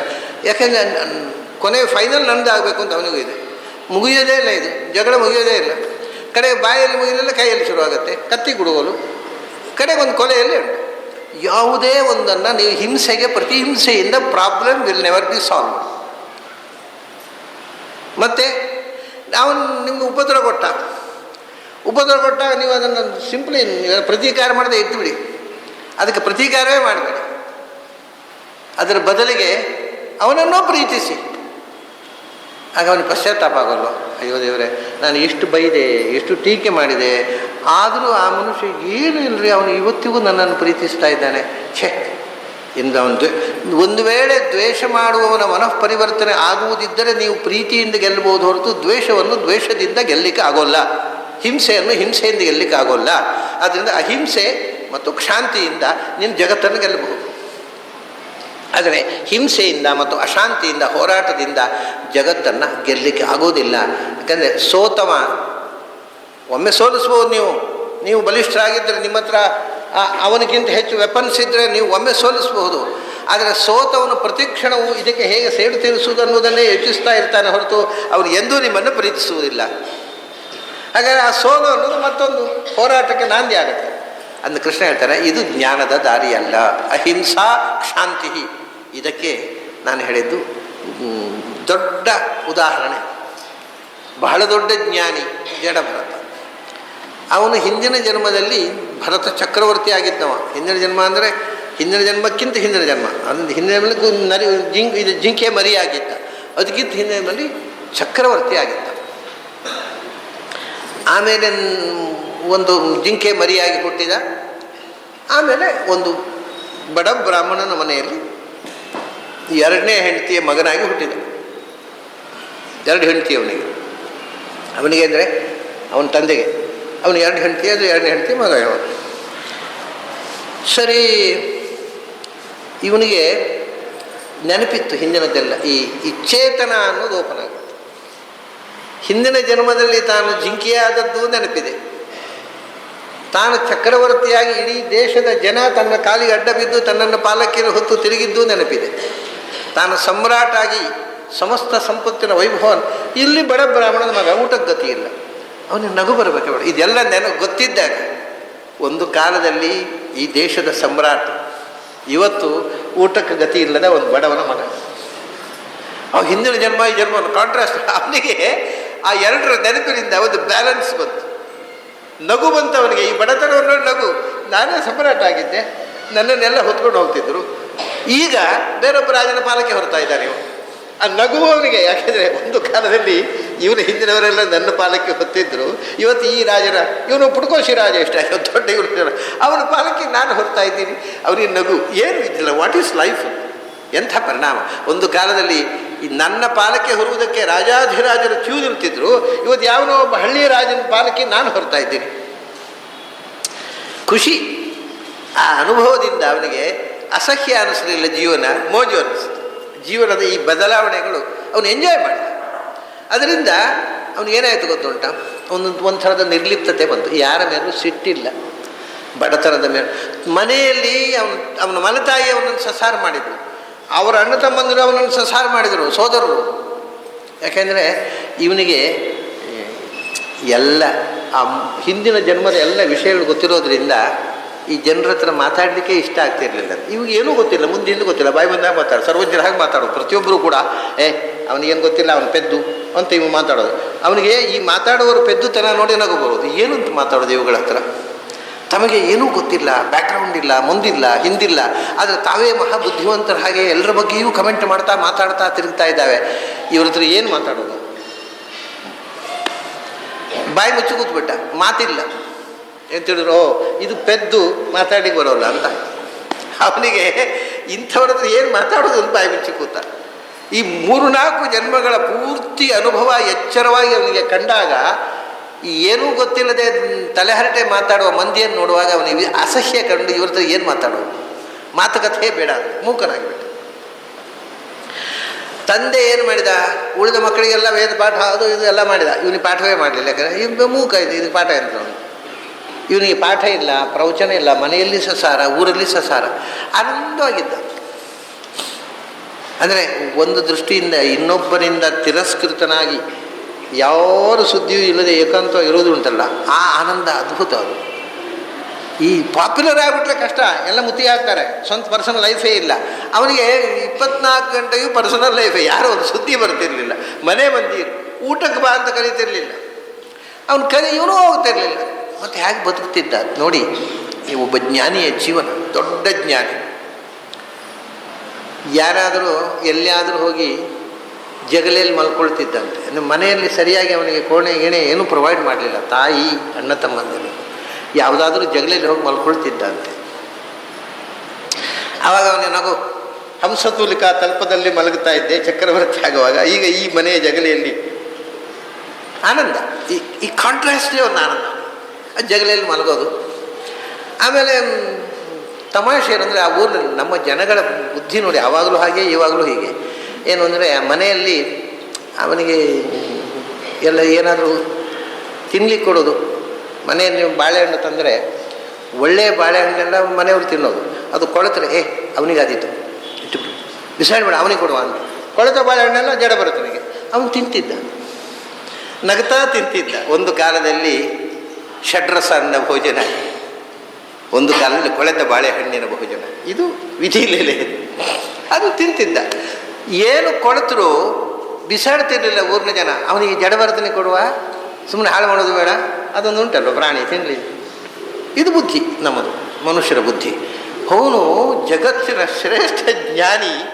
ಊರಿನವರೆಲ್ಲ ಕೊಳೆತ ಹಣ್ಣು ಕೊಡ್ತಿದ್ರಂತೆ, ಹಳಸಿದ ಅನ್ನ ಕೊಡ್ತಿದ್ರು, ತಿಂತಿದ್ದ, ಸಂತೋಷವಾಗ್ತಿದ್ದ. ಅವನು ಕೋಪ ಮಾಡಲಿಲ್ಲ, ಪ್ರತಿಯಾಗಿ ಇದು. ಆಮೇಲೆ ಯಾರಿಗಾದರೂ ಬಸ್ ಸ್ಟ್ಯಾಂಡಿಗೆ ಹೋಗಬೇಕು, ಲಗೇಜ್ ಹೊರಲಿಕ್ಕೆ ಜನ ಬೇಕಲ್ಲ, ಬರೋ ಪೆಟ್ಟಿಗೆ ಹೊರೋ, ಹೊತ್ಕೊಂಡ ಪೆಟ್ಟಿಗೆ. ಯಾಕೆಂದರೆ ಪುಕ್ಸಟ್ಟೆ ಬಾಡಿಗೆ ಹೊಡೆದು ಪೆಟ್ಟಿಗೆ ಹೊರೋನು ಒಬ್ಬರೇ, ಇವ್ರಿಗೆ ಪುಕ್ಸಟ್ಟೆ ಬಸ್ ಸ್ಟ್ಯಾಂಡ್ವರೆಗೆ ಹೊರೋರು ಸಿಗ್ತಾರೆ. ನಮ್ಮ ಜನರ ಬುದ್ಧಿ ನೋಡಿ, ದೊಡ್ಡ ಜ್ಞಾನಿ. He was the greatest scholar of the time. He was treated like this. ಅವನ್ನ ಪೆಟ್ಟಿಗೆ ಹೊತ್ಕೊಂಡ ಲಗೇಜು, ಅಲ್ಲಿ ಬಸ್ ಸ್ಟ್ಯಾಂಡ್ ಎಲ್ಲಿ ಹೋಗಲಿಕ್ಕೆ ಅಲ್ಲಿ ಇಡುವುದು, ಇಟ್ಟ ಹೋದ, ದುಡ್ಡು ಹೇಳ್ತಿರ್ಲಿಲ್ಲ. ಹಾಗಾಗಿ ಎಲ್ಲರೂ ಇವನ್ನೇ ಡಿಮಾಂಡ್, ಅವನು ತೋರಿಸುವ. ಕೊಳೆತ ಹಣ್ಣು ಕೊಟ್ಟರೆ ಸಾಕು, ಹೊತ್ಕೊಂಡು ಹೋಗ್ತಾನೆ, ನಾವು ಆರಾಮಾಗಿ. ಅವನ ಕೈಯಲ್ಲಿ ದುಡಿಸೋದು, ಅವನಿಗೆ ಮನೆಯಲ್ಲಿ ಯಾರೂ ತಿನ್ನದ ಸಾಮಾನು, ಹಳಸಿದ ಕೊಳೆತ ಸಾಮಾನು ಕೊಡೋದು, ಜಗಲಿಯಲ್ಲಿ ಮಲ್ಕೊಳ್ಳೋದು ಇವನು ದಿನಚರಿ. ಇಷ್ಟು ಆನಂದವಾಗಿ ಇದನ್ನು ಸಹಿಸಿದ, ನಗ್ತಾ ಇದ್ದ. ಎಲ್ಲ ಕಾಲದಲ್ಲೂ ನೋಡಿ, ರೈಕು ಅಂತ ಒಬ್ಬ ವಿದ್ವಾಂಸ ಇದ್ದ, ವೇದ ಕಾಲದವನೇ ಅವನು. ಜಡಭರತನಕ್ಕಿಂತಲೂ ಪ್ರಾಚೀನ ಪ್ರಾಯ, ಯಾಕೆಂದರೆ ವೇದದಲ್ಲಿ ಜಡಭರತನ ಉಲ್ಲೇಖ ಇಲ್ಲ, ಅದು ರೈಕುನ ಉಲ್ಲೇಖ ಇದೆ. ರೈಕ್ವ ಅವನು ಹಾಗೆ ಆ ಕಾಲದಲ್ಲೇ ಜಾನಶ್ರುತಿ ಅಂತ ಅನ್ನತಕ್ಕಂಥ ಒಬ್ಬ ರಾಜನ ಕಾಲದಲ್ಲಿ ಅತ್ಯಂತ ದೊಡ್ಡ ವಿದ್ವಾಂಸ. ಎಲ್ಲಿದ್ದಾಮ ವೇದ ಕಾಲದಲ್ಲಿ ಕೈಗಾಡಿ ಹೇಳ್ಕೊಂಡು ರಸ್ತೆ ಬದಿಯಲ್ಲಿ ವಾಸವಾಗಿದ್ದ. ಕೈಗಾಡಿಯಲ್ಲಿ ಅವನ ಸಾಮಾನೆಲ್ಲ ಹಾಕ್ಕೊಂಡು ಎಳ್ಕೊಂಡು ಹೋಗೋದು. ಆಯಾಸ ಅದೇ ಅಲ್ಲೇ ಒಂದು ರಸ್ತೆ ಬದಿಯಲ್ಲಿ ಕೂತ್ಕೊಂಡ. ಅವನ ಸಾಮಾನು ಕೈಗಾಡಿ ಎಲ್ಲ ಕೈಗಾಡಿಯಲ್ಲಿ ಹಾಕಿದ, ಅದರ ಅಡಿಯಲ್ಲೇ ಹೊಲ್ಕೊಂಡ, ಎದ್ದ, ಕೈಗಾಡಿ ಹೇಳ್ಕೊಂಡು ಹೋದ. ರಸ್ತೆ ಬದಿಯಲ್ಲೂ ಅಷ್ಟೇ. ಆದರೂ ರಸ್ತೆ ಬದಿಯಲ್ಲಿ ಅದು ಏನು ಟ್ರೀಟ್ಮೆಂಟ್ ಇಲ್ಲ, ಅದೆಲ್ಲ ಅನುಕೂಲತೆಗಳಿಲ್ಲ, ಮೈಯೆಲ್ಲ ಕಜ್ಜಿ ಕೆರೆಸ್ತಾ ಕೊಡುವನಂತೆ ರಸ್ತೆ ಬದಿಯಲ್ಲಿ. ರೈಕವ ಯಾರು ಅಂತ ಗೊತ್ತಿಲ್ಲ ಜನರಿಗೆ. ಆದರೆ ಆ ಕಾಲದಲ್ಲೇ ಅವನು ಅತ್ಯಂತ ದೊಡ್ಡ ವಿದ್ವಾಂಸ. ಜನರಿಗೆ, ಪೇಟೆಯ ಜನರಿಗೆ ಕಜ್ಜಿ ಪುರುಕ ಅಷ್ಟೇ. ಜಡಭರತ ಅತ್ಯಂತ ಶ್ರೇಷ್ಠ ವಿದ್ವಾಂಸ. ಅಲ್ಲಿಯೇ ಜನರಿಗೆ ಸಾಮಾನು ಹೊರಲಿಕ್ಕೆ ಒಬ್ಬ ಪೆದ್ದ, ಕೊಳೆತ ಹಣ್ಣು ತಿನ್ನಲಿಕ್ಕೆ ಮತ್ತು ಲಗೇಜ್ ಹೊರುವ ಒಬ್ಬ ಪೆದ್ದ. ಇದಕ್ಕೆ ಪ್ರತಿಯೊಂದಕ್ಕೂ ಅವನು ಎದುರೇ ಆಡಲಿಲ್ಲ, ನಿರಾಕರಣೆ ಮಾಡಲಿಲ್ಲ. ಮನೆಯಲ್ಲಿ ಅನ್ನ ಹಾಕದೆ ನಿನಗೆ ಅಂತದಕ್ಕೆ ಅನ್ನದಂಡ ಭೂಮಿ ಭಾರ, ಯಾತಕ್ಕೆ ಉಪಯೋಗ ಇಲ್ಲ, ನಿನಗೆ ಅನ್ನ ಹಾಕಿದ್ದು ಹೋಗು ಗದ್ದೆ ಕಾಯು ಅಂತ ಕಳಿಸೋದು, ಕೂತ್ಬಿಡೋದು. ಅದಕ್ಕೂ ಸಿಟ್ಟಿಲ್ಲ. ಸಿಟ್ಟು ಮಾಡಿ ಏನು ಉಪಯೋಗ ಅಂತ ಅರ್ಥ ಆಗದ ಜನರ ಹತ್ರ ಸಿಟ್ಟು ಮಾಡಿ ಏನು ಉಪಯೋಗ, ಏನೂ ಅರ್ಥ ಆಗೋಲ್ಲ. ಇವರ ಕಣ್ಪಟ್ಟಿ ಕಟ್ಟಿದ ಬದುಕು ಅವನಿಗೆ ಇಡೀ ಚಿತ್ರ ಕಾಣ್ತಾ ಇದೆ. ಇವರ ಬದುಕು ತನ್ನ ಬದುಕಿನ ಚಿತ್ರ. ಸುಮ್ಮನೆ ನಗ್ತಾ ಇದನ್ನು ಬದುಕಿದ ಇವನನ್ನು. ಆವಾಗ ಎಲ್ಲ ಈ ಕಾಳಿ ಉಪಾಸಕರು ಶಾಕ್ತರು ಬಹಳ ನಮ್ಮ ದೇಶದಲ್ಲಿ ಈಗಲೂ ಇದ್ದಾರೆ, ಆಗ ಬಹಳ ಜಾಸ್ತಿ ಇದ್ದರು ಶಾಕ್ತರು. ಒಬ್ಬ ಶಾಕ್ತ ಬಲಿ ಕೊಡಬೇಕು ಅಂತ ದೇವಿಗೆ ಬಲಿ ಕೊಡಲಿಕ್ಕೆ ಒಳ್ಳೆ ಗಟ್ಟಿಮುಟ್ಟಾದಂಥವನು. ಇವನು ಲಟ್ಟ ಇದ್ದಾನೆ. ಇವನು ಏನು ಕಾಯಿಲೆ, ಏನು ಲಟ್ಟ ಫಸ್ಟ್ ಕ್ಲಾಸ್ ಇದ್ದಾನೆ. ಈ ಅರಮನೆಯಲ್ಲಿ ಜಗಲಿಯಲ್ಲಿ ಮಲ್ಕೊಳ್ಳೋದು, ಕೊಟ್ಟದ್ದು ಕೊಳತದ್ದು ತಿನ್ನೋದು, ಅದು ಆರೋಗ್ಯವಾಗಿದ್ದಾನೆ. ಸರಿ, ಅವನು ಆ ಬಲಿ ಕೊಡಲಿಕ್ಕೆ ಒಬ್ಬ ಲಟ್ಟ ಯುವಕ ಆಗಬೇಕು. ಯುವ ಪೀವ, ಹಾಂ, ಒಳ್ಳೆ ಗಟ್ಟಿಮುಟ್ಟಾಗಿರಬೇಕು, ಸರ್ವಾಂಗ ಸುಂದರನಾಗಿರ್ಬೇಕು, ಯುವಕ ಆಗಿರಬೇಕು, ದೇವಿಗೆ ಬಲಿ ಕೊಡಬೇಕು, ಕರ್ಕೊಂಡು ಬಂದು ಆ ದೇವಿ ಉಪಾಸಕನ ಶಿಷ್ಯರು ಇವನು ಕರ್ಕೊಂಡು ಹೋದರು. ಹೌದಾ, ಬಾರಯ್ಯ ದೇವಿಗೆ ಬಲಿ ಕೊಡಬೇಕು ನೀನು. ಆಯಿತು, ಹೌದಾ. ಬಲಿಕಂಬದಲ್ಲಿ ಅವನು ಕುತ್ತಿಗೆಗೆ ಕೆಂಪು ಹೂವಿನ ಮಾಲೆ ಹಾಕಿ ಕುತ್ತಿಗೆ ಬಲಿಕಂಬದಲ್ಲಿ ಇಡಯ್ಯ, ನಿನ್ನ ತಲೆ ಕಡಿಬೇಕು ಅಂತ ಇಟ್ಟ. ರಿಯಾಕ್ಷನ್ ಇಲ್ಲ, ಪ್ರೊಟೆಸ್ಟ್ ಇಲ್ಲ.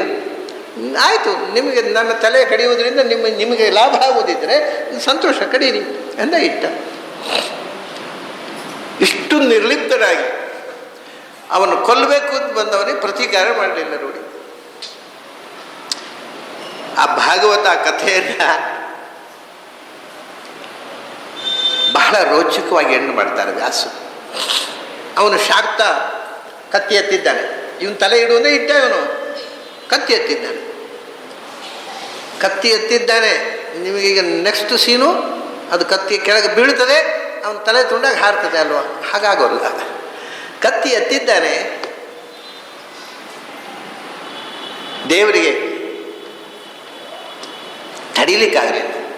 ದೇವಿಗೆ ಇಂಥ ಜ್ಞಾನಿಯನ್ನು ಇವನು ತನ್ನ ಸಂಪತ್ತಿನ ಆಸೆಗೋಸ್ಕರ ಬಲಿ ಕೊಡ್ತಾ ಇದ್ದಾನೆ. ಮೂರ್ಖ, ಅದು ನನಗೆ.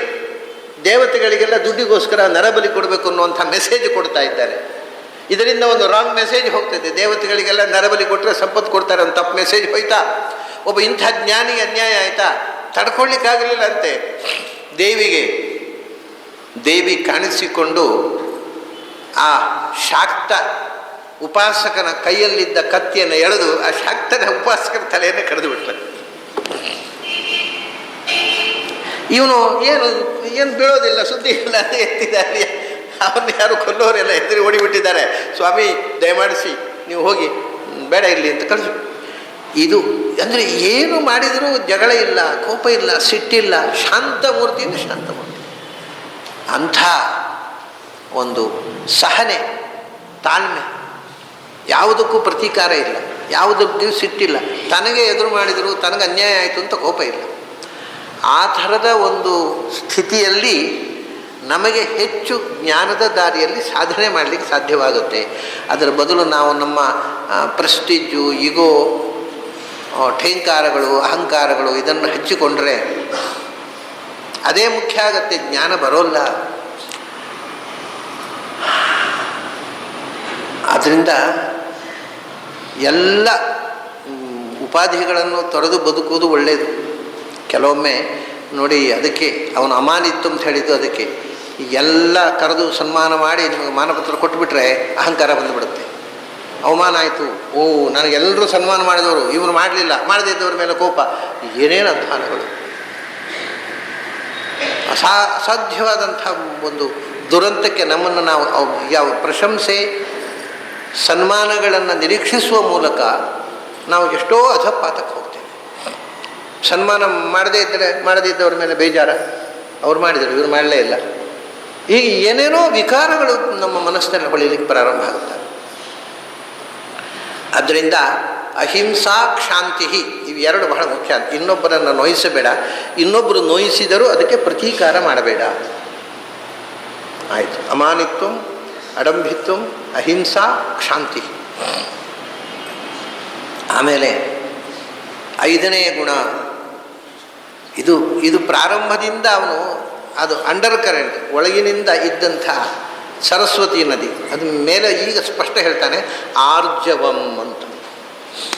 ಮುಖವಾಡ ಇಲ್ಲದ ಬದುಕು ಆರ್ಜವ ಅಂದರೆ ಸ್ಟ್ರೈಟ್ ಫಾರ್ವರ್ಡ್ನೆಸ್, ನೇರ ನಡೆ ನುಡಿ, ಒಳಗೊಂದು ಹೊರಗೊಂದು ಇಲ್ಲ. ಸಾಧ್ಯ ಉಂಟ ಇದು? ನಾವು ಒಳಗೊಂದು ಹೊರಗೊಂದು ಮಾಡಿ ಜೀವನವನ್ನು ಗಟ್ಟಿಯಾಗಿಬಿಟ್ಟಿದೆ. ಈಗ ಒಳಗೊಂದು ಹೊರಗೊಂದು ಇಲ್ಲದೆ ಒಂದೇ ರೀತಿ ಬದುಕಿಂದ ಬದುಕಲಿಕ್ಕೆ ಸಾಧ್ಯ ಇಲ್ಲ. ಅಂದರೆ ನಿಮ್ಮ ಮುಖವಾಡಗಳನ್ನೆಲ್ಲ ಕಳಚಿ ಬದುಕಿ ಅಂತ. ಮುಖವಾಡ ಕಳಚಲಿಕ್ಕೆ ಭಯ ಏನು ಗೊತ್ತುಂಟ? ಬಹಳ ಜನರಿಗೆ ಮುಖವಾಡ ಕಳಚುವುದಿಲ್ಲ. ಯಾಕೆಂದರೆ ಮುಖವಾಡ ಕಳಚಿದ ಒಳಗೆ ಮುಖವೇ ಇಲ್ಲ. ಮುಖ ಇದ್ದರೆ ಅಲ್ಲ ಮುಖವಾಡ ಕಳಚುವುದು. ಮುಖವೇ ಇಲ್ಲದೆ ಇದ್ದವ್ರು ಮುಖವಾಡದಲ್ಲೇ ಬದುಕೋರಿದ್ದಾರೆ. ಅವ್ರು ಮುಖವಾಡ ಕಳಚಿಬಿಟ್ರೆ ಮುಖವೇ ಇಲ್ಲ, ಏನಂತ ತೋರಿಸ್ಬೇಕು? ಇದ್ದರೆ ಅದು ಭಯಾನಕವಾದ ಮುಖ, ಅಸಹ್ಯ ಮುಖವಾಡ, ಚಂದದ ಮುಖವಾಡ ಹಾಕ್ಕೊಂಡಾಗಿದೆ. ಅಸಹ್ಯ ಮುಖ ತೋರಿಸುವುದು ಹೇಗೆ? ಇದ್ದರೆ ಅಸಹ್ಯ ಮುಖ, ಕೆಲವೊಮ್ಮೆ ಮುಖವೇ ಇಲ್ಲ. ಆರ್ಜವಂ ಅಂದರೆ ನೀನು ಒಳಗೆ ಏನೋ ಅದೇ ಹೊರಗೆ, ಒಳಗೆ ಹೊರಗೆ ಏಕರೀತಿಯಿಂದ ಪ್ರಾಮಾಣಿಕವಾಗಿ ಬದುಕು. ಒಂದು ಚೂರು ಕೂಡ ಅಲ್ಲಿ ಅಪ್ರಾಮಾಣಿಕತೆ ಇರಬಾರದು. ಭಾರಿ ಕಷ್ಟ ಇದೆ, ಭಾರಿ ಕಷ್ಟದ ವಿಷಯ. ನಮ್ಮಲ್ಲಿ ಇರತಕ್ಕಂಥ ದೌರ್ಬಲ್ಯಗಳನ್ನು ಮೊದಲು ಇನ್ನೊಬ್ಬರು ನಮಗೆ ಬೆರಳು ತೋರಿಸುವ ಮುಂಚೆ ನಾವೇ ಗುರುತಿಸಿ ಇನ್ನೊಬ್ಬರದ್ದು ಹೇಳಿಕೊಡು. ನನ್ನಲ್ಲಿ ಇಂಥ ದೌರ್ಬಲ್ಯ ಉಂಟು, ಪ್ರಾಮಾಣಿಕತೆ, ನನ್ನಲ್ಲಿ ಇಂಥ ದೌರ್ಬಲ್ಯ ಉಂಟು. ನೋಡಿ, ಮಹಾತ್ಮ ಗಾಂಧಿ ಅವ್ರನ್ನ ಮಹಾತ್ಮ ಗಾಂಧಿ ಅಂತ ದೇಶ ಕರೆಯುತ್ತೆ. ನಿಮಗೆಲ್ಲ ಕಥೆ ಗೊತ್ತಿದೆ, ಇತಿಹಾಸ. ಮಹಾತ್ಮ ಗಾಂಧಿ ಅಂತ ಕರೆದಾಗ ಖುಷಿಯಾಗ್ಬಿಡ್ತಾರೆ ಎಲ್ಲರೂ. ಈಗ ನಮಗೆ ಯಾರಾದರೂ ಮಹಾತ್ಮ ಅಂತ ಕರೀತಾರೆ ಅಂದರೆ ಬೇಗ ಅಪ್ಲಿಕೇಶನ್ ಹಾಕ್ತೇವೆ, ನನ್ನೊಂದು ಲಿಸ್ಟ್ನಲ್ಲಿ ಸೇರಿಸಿಬಿಡಿ, ಆದರೆ ನಮ್ಮದು ಒಂದು ಕರೆದು ಬಿಡಿ. ಮಹಾತ್ಮ ಗಾಂಧಿ ಅದು ಏನು, ಅವರು ಮಹಾತ್ಮ ಅಂತ ಇಡೀ ದೇಶ ಏಕಕಂಠದಿಂದ ಕರೆದಾಗ ಅವರು ಏನು ಹೇಳಿದರು ಗೊತ್ತಾ? ಒಂದು ಸಭೆಯಲ್ಲಿ ಬಹಳ ಆತ್ಮಬಲ ಬೇಕು. ನನ್ನನ್ನು ನೀವು ಮಹಾತ್ಮ ಅಂತ ಕರೆದ್ರೆ ನನ್ನ ಅಂತರಂಗ ಜೀವನ ನಿಮಗೆ ಗೊತ್ತಿದೆಯಾ? ನನಗೆ ಇನ್ನೂ ಈ ವಯಸ್ಸಿನಲ್ಲಿ ಕೂಡ ಸೆಕ್ಸನ್ನು ಗೆಲ್ಲುವುದಾಗಲಿಲ್ಲ. ನಾನು ಈಗ ಕೂಡ ಕಾಮಲೋಲುಪನಾಗಿದ್ದೇನೆ. ಇದು ಗೊತ್ತಾದ ಮೇಲೂ ನನ್ನನ್ನು ಮಹಾತ್ಮ ಅಂತ ಕರಿತೀರ? ಈ ಪ್ರಾಮಾಣಿಕತೆ ಯಾರಿಗೆ ಉಂಟ್ರಿ? ನಮಗೆ ಇರತಕ್ಕಂಥ ಕಾಮನೆಗಳನ್ನು ನಾವು ಮುಚ್ಚಿಡುವುದರಿಂದಲೇ ನಾವು ವೈದಿಕರಾಗೋದು ಹೊರತು ಬಿಚ್ಚಿಡುವುದರಿಂದ ಅಲ್ಲ. ಬಿಚ್ಚಿಟ್ರೆ ಯಾರೂ ವೈದಿಕರೇ ಇಲ್ಲ, ಪೂರ ಮರ್ಯಾದೆ ಹೋಗುತ್ತೆ. ಯಾರಲ್ಲಿ ಇದೆ ಈ ಪ್ರಾಮಾಣಿಕತೆ? ನನ್ನಲ್ಲಿ ಇಂಥ ದೋಷ ಇದೆ, ನನ್ನಲ್ಲಿ ಇಂಥ ದೌರ್ಬಲ್ಯ ಇದೆ ಅಂತ ಹೇಳಿಕೊಳ್ಳುವನು ಯಾರಿದ್ದಾರೆ? ಅದು ಅರ್ಥ. ನಮ್ಮ ದೋಷಗಳನ್ನು ಇನ್ನೊಬ್ಬರು ಹೇಳಿ ಗೊತ್ತಾಗುವುದಲ್ಲ, ನಾವೇ ಗುರುತಿಸಿಕೊಂಡು ನಾವು ಇನ್ನೊಬ್ಬರು ಹೇಳಿದ್ದು ನನ್ನ ಹತ್ರ ಒಂದು ದೌರ್ಬಲ್ಯ ಇದೆ ಅನ್ನುವಂಥದ್ದು. ಬಹಳ ನಾನು ನಿನ್ನೆ ಹೇಳಿದ್ನಲ್ಲ ಉದ್ದಾಲಕನ ಕಥೆ, ನನಗೂ ಗೊತ್ತಿಲ್ಲಪ್ಪ, ಹೋಗಿ ಕಲಿಯೋಣ, ನಾನು ವಿದ್ಯಾರ್ಥಿಯಾಗಿ ಬರ್ತೇನೆ ಅಂತ ಮಗನ ಹತ್ರ ಹೇಳಿದ ತಂದೆ, ಅದು ಆರ್ಜವ. ಇಲ್ಲದೇ ಇದ್ದರೆ ಸ್ಟೇಟಸ್ಸು ಹೇಳಿಬಿಟ್ರೆ ನನ್ನ ಸ್ಟೇಟಸ್ ಕಮ್ಮಿ ಆಗುತ್ತೆ. ಇವತ್ತು ಬರೀ ಸ್ಟೇಟಸ್ನ ಮೇಲೆ ಬದುಕ್ತಾ ಇದ್ದೇವಲ್ಲ ನಾವು. ಹಾಗೆ ಹೇಳಿದರೆ ಸ್ಟೇಟಸ್ ಕಮ್ಮಿ ಆಗುತ್ತೆ. ನಮ್ಮ ಸ್ಟೇಟಸ್ಸು ಮುಖ್ಯ, ಪ್ರಾಮಾಣಿಕತೆ ಅಲ್ಲ. ನಾವು ಪ್ರಾಮಾಣಿಕರಾದರೆ ನಮ್ಮ ಸ್ಟೇಟಸ್ ಇಲ್ಲ. ಅಂದರೆ ಅಪ್ರಾಮಾಣಿಕತೆಯ ಸ್ಟೇಟಸ್ಸಿನ ಮೇಲೆ ನಾವು ಬದುಕ್ತಾ ಇದ್ದೇವೆ. ಅದನ್ನು ಆರ್ಜವಂ, ಪೂರ್ಣ ಒಳಗೆ ಹೊರಗೆ ಏಕರೀತಿಯಿಂದ ಪ್ರಾಮಾಣಿಕವಾಗಿ ಬದುಕು. ನಮಗೆ ಇವತ್ತು ಎಲ್ಲಿಯೂ ಪ್ರಾಮಾಣಿಕವಾಗಿ ಬದುಕಲಿಕ್ಕೆ ಆಗದಂಥ ವಾತಾವರಣವನ್ನು ನಾವು ಸೃಷ್ಟಿ ಮಾಡಿದ್ದೇವೆ. ಎಲ್ಲ ಕಡೆ ಹೋಗಿ ಒಂದು ಸಭೆ ಸಮಾರಂಭ ಅಂತಾದ ಕೂಡಲೇ ಯಾರಾದರೂ ಸ್ವಲ್ಪ ಡೊನೇಷನ್ ಕೊಡುವವರನ್ನು ಕರಿಬೇಕು. ಸಭೆ ಮಾಡೋದು ಅದಕ್ಕೆಲ್ಲ ಮತ್ತು ಜ್ಞಾನ ಪ್ರಸಾರಕ್ಕೋಸ್ಕರ ಏನೋ ಡೊನೇಷನ್ ಕೊಡುವವರನ್ನು ಕರಿಬೇಕು. ಅವರು ಚೀಫ್ ಗೆಸ್ಟ್ ಆಗಿ ಬರ್ತಾರೆ. ಅವ್ರಿಗೆ ಮಾತಾಡ್ಲಿಕ್ಕೆ ಬರೋಲ್ಲ. ಅವನು ಪಾಪ ಅವರು ಡೊನೇಷನ್ ಕೊಡಲಿಕ್ಕೆ ಅವ್ರು ಮಾತಾಡಬೇಕಂತ ಕರೆದಲ್ಲ, ಆದರೂ ಬಂದ ಮೇಲೆ ಎರಡು ಶುಭ ವಚನ ಹಾರೈಸಬೇಕು ಅಂತ ಅನೌನ್ಸ್ ಮಾಡಿಬಿಡ್ತಾರೆ. ಪಾಪ ಅನೌನ್ಸ್ ಮಾಡಿದ ಕರ್ಮಕ್ಕೆ ಅವ್ರು ಎದ್ದು ನಿಂತು ಏನಾದರೂ ಪೆದ್ದು ಬಿದ್ದಾಗ ಮಾತಾಡ್ತಾರೆ. ಆದರೆ ನೀವು ಪೆದ್ದು ಬಿದ್ದಾಗಿ ಮಾತಾಡಿದಿರಿ ಅಂತ ಹೇಳಲಿಕ್ಕೆ ಉಂಟ? ಅವ್ರು ಬಟ್ ಡೊನೇಷನ್ ಚೆಕ್ಕೆ ಕೊಡಲಿಕ್ಕಿಲ್ಲ. ಅವರು ನೀವು ಅಮೋಘವಾಗಿ ಭಾಷಣ ಮಾಡಿದ್ದಕ್ಕೆ ನಿಮಗೆ ಅನಂತ ಧನ್ಯವಾದಗಳು, ಜನ್ಮಾಂತರಕ್ಕೂ ನಾವು ನಿಮಗೆ ಕೃತಜ್ಞರಾಗಿದ್ದೇವೆ. ಡೋಂಗಿ ಅಲ್ವ ಇದು? ಹೇಳಬೇಕು, ನಾಗರಿಕತೆ. ಇದೇನು ಕೃಷ್ಣ ಹೇಳಿದ್ರೆ ಆರ್ಜವದಿಂದ ಬದುಕಲಿಕ್ಕಾಗತ್ತೆ ಅಂದರೆ ನೀವು ಸತ್ಯ ಹೇಳಿದರೆ ನಿಮಗೆ ಡೊನೇಷನ್ ಸಿಗೋಲ್ಲ. ನೀವು ಕರೆದದ್ದೇ ಚೆಕ್ ಅವನು ಏನು ಕೊಡ್ತಾನೆ ಅಂತ. ನೀವು ಏನು ಎಷ್ಟು ಸುಳ್ಳು ಹೇಳಿದ್ರೆ ಅಷ್ಟು ಚೆಕ್ನಲ್ಲಿ 0 ಜಾಸ್ತಿ ಬೀಳುತ್ತೆ. ನೀವು ಸತ್ಯ ಹೇಳಿಬಿಟ್ರು ಚಕ್ಕರ್.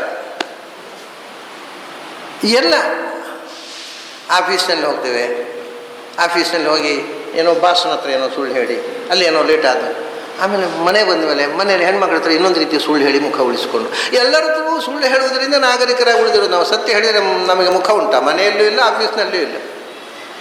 ಎಲ್ಲ ಕಡೆನೂ ನಾಟಕ ಮಾಡ್ಕೊಂಡು ಬದುಕೋದು. ಅಂದರೆ ನಾಟಕದ ಮೇಕಪ್ ತೆಗೆದು ಬದುಕಯ್ಯ ನಿಜವಾದ ಬದುಕನ್ನು ಅಂತ ಕೃಷ್ಣ. ಇದು ಆರ್ಜವ ಅಲ್ಲ. ಎಷ್ಟು ಅದ್ಭುತವಾದ ಕೃಷ್ಣನ ಮಾತುಗಳು. ಚಾಟಿ ಚಾಟಿ ಈಟಿ ಈಟಿ ಅಂತ ಚುಚ್ಚು ಮಾತುಗಳು. ಆದರೆ ಬಹಳ ಖುಷಿ ಕೊಡೋದು. ಆ ಈಟಿಯಿಂದ ಚುಚ್ಚಿಸ್ಕೊಂಡಾಗ ಅದು ಖುಷಿ ಆಗುತ್ತೆ, ನೋವಲ್ಲ. ನಮ್ಮ ದೌರ್ಬಲ್ಯವನ್ನು ಕೃಷ್ಣ ಎತ್ತಿ ತೋರಿಸಿದಾಗ ಖುಷಿಯಾಗತ್ತೆ ನಮಗೆ. ಹೌದಲ್ಲ, ಇದು ಗುರುತಿಸ್ಬಿಟ್ಟು ಹೇಳಿದ ಕೃಷ್ಣ, ನಾವು ಇದನ್ನು ತಿದ್ದಿಕೋಬೇಕು ಅನ್ನೋ ಭಾವ ಬರುತ್ತೆ ಹೇಳ್ಬಿಟ್ಟು. ಆರ್ಜವಂ ಪ್ರಾಮಾಣಿಕತೆ, ಸ್ಟ್ರೈಟ್ ಫಾರ್ವರ್ಡ್ನೆಸ್, ಸಿನ್ಸಿಯಾರಿಟಿ, ಇದು ಆರ್ಜವ. ಸಿನ್ಸಿಯರ್ ಆಗು, ಸ್ಟ್ರೈಟ್ ಫಾರ್ವರ್ಡ್ ಆಗು, ನಾಟಕ ಮಾಡಬೇಡ ಜೀವನದಲ್ಲಿ ಅಂತಕ್ಕಂಥ ಮಾತು. ಆದರೆ ಕೃಷ್ಣನದ್ದು ಪ್ರಾಮಾಣಿಕತೆಗೆ ಬಹಳ ಮುಖಗಳಿವೆ. ಪ್ರಾಮಾಣಿಕತೆ ಬೇರೆ, ಇದ್ದದ್ದಿದ್ದಾಗೆ ಹೇಳುವುದು ಬೇರೆ. ಇದು ಬಹಳ ಜನರಿಗೆ ಗೊತ್ತಿಲ್ಲ. ಇದ್ದದ್ದಿದ್ದಾಗೆ ಹೇಳುವುದೇ ಪ್ರಾಮಾಣಿಕತೆ ಅಂತ ಕೆಲವು ತಿಳ್ಕೊಂಡಿರ್ತಾರೆ. ನನಗೆ ಅದೆಲ್ಲ ಒಳಗೊಂದು ಹೊರಗೊಂದಿಲ್ಲ, ಇದ್ದದ್ದಿದ್ದಾಗೆ ಹೇಳಿಬಿಡುವುದು ಅದು ಪ್ರಾಮಾಣಿಕತೆ ಅಲ್ಲ. ಕೆಲವೊಮ್ಮೆ ಪ್ರಾಮಾಣಿಕತೆ ಮತ್ತು ಇದ್ದದ್ದಿದ್ದ ಹಾಗೆ ಹೇಳುವುದು ಒಂದೇ ಅನ್ನುವುದು ಒಂದು ಭ್ರಮೆ. ಕೃಷ್ಣ ಅದು ಬೇರೆ ಬೇರೆ ಅಂತ ಹೇಳ್ತಾರೆ. ಯಾಕೆ ನೋಡಿ, ಉದಾಹರಣೆ, ಒಬ್ಬ ಮನುಷ್ಯ ತುಂಬ ಕೊಳಕಾಗಿರ್ತಾನೆ, ನೋಡಲಿಕ್ಕೆ ವಿಕಾರವಾಗಿರ್ತಾನೆ, ಅಷ್ಟಾವಕ್ರ,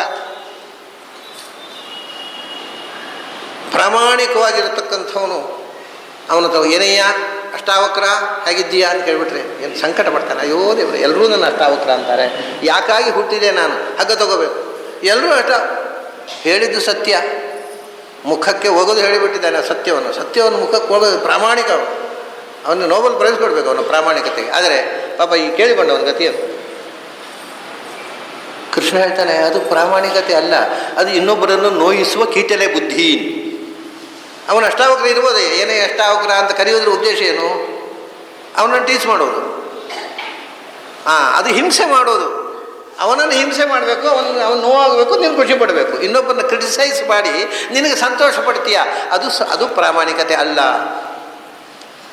ನೋಡಿ ಎಷ್ಟು ಸೂಕ್ಷ್ಮವಾದಂಥ ಸೈಕಾಲಜಿಯನ್ನು ಕೃಷ್ಣ ನಮ್ಮ ಮುಂದೆ ಇಡ್ತಾನೆ. ನಮಗೆ ಕರೆಕ್ಟು, ಅವನು ನೋಡಲಿಕ್ಕೆ ವಿಚಾರವಾಗಿದ್ದ, ಅವನು ಹೇಳಿದ, ಏನು ತಪ್ಪು, ಸತ್ಯ ಹೇಳಿದಾನಲ್ಲ. ಅವನು ಸ್ವಲ್ಪ ಮೂತಿಯನ್ನು ಊದಿಕೊಂಡಿತ್ತು. ಏನಯ್ಯ, ಡಾರ್ವಿನ್ನನ ಸಿದ್ಧಾಂತವನ್ನು ಪ್ರೂವ್ ಮಾಡಲಿಕ್ಕಾಗಿ ಅವತರಿಸಿ ಬಂದವನೇ, ಸತ್ಯ ಅಲ್ವ ಹೇಳಿದ್ದು, ಆದರೆ ಸತ್ಯ ಹೌದು, ಆದರೆ ಅದು ಸತ್ಯ ಅಲ್ಲ ಅಂತಾರೆ. ಯಾಕೆಂದರೆ ನೀನು ವಸ್ತುಸ್ಥಿತಿಯನ್ನು ಹೇಳುವುದು ಉದ್ದೇಶ ಅಲ್ಲ, ಅವನನ್ನು ಹಂಗಿಸುವುದು, ಅವನನ್ನು ಟೀಸ್ ಮಾಡೋದು ನಿನ್ನ ಉದ್ದೇಶ. ಆದ್ದರಿಂದ ಅಲ್ಲಿ ಒಳಗಿರತಕ್ಕ ದುರುದ್ದೇಶ ಹೊರಗೆ ಬಂತು, ನೀನು ಪ್ರಾಮಾಣಿಕ ಅಲ್ಲ. ಅದೇ ರೀತಿ ಎಷ್ಟೋ ಸರ್ತಿ ನೋಡಿ, ಅದೇ ಏನು ಮಧ್ಯರಾತ್ರಿಗೆ ಒಂದು ಒಬ್ಬರ ಮನೆಗೆ ಹೋಗ್ತೇವೆ ನಾವು. ಬಹಳ ಪ್ರಯಾಣ ಮಾಡಿ ಸುಸ್ತಾಗಿ ಹಸಿವು ಬಳಲಿ ಬಂಡಾಗಿ ಹೋಗಿರ್ತೇವೆ. ಆದರೆ ಪಾಪ ಅಲ್ಲಿ ನಾವು ಹೋಗಿ ಊಟ ಆಗಲಿಲ್ಲ ಅಂತ ಹೇಳಿದ್ರೆ ಅವರಿಗೆ ತೊಂದರೆ ಆಗುತ್ತೆ, ಆ ಮನೆಯವರಿಗೆ. ಅವರ ಮಧ್ಯರಾತ್ರಿ ಮಲಗಿದ್ದಾರೆ, ಊಟ ಎಲ್ಲ ಮುಗಿದು ಪಾತ್ರೆ ತೊಳೆದು ಎಲ್ಲ ಮಲಗಿ ಆಗಿದೆ. ನಾವು ಹೋಗಿ ಆವಾಗ ಆದರೂ ಕೇಳ್ತಾರೆ ಉಪಚಾರಕ್ಕೆ, ಏನು ಊಟ ಗೀಟ ಆಯಿತಾ?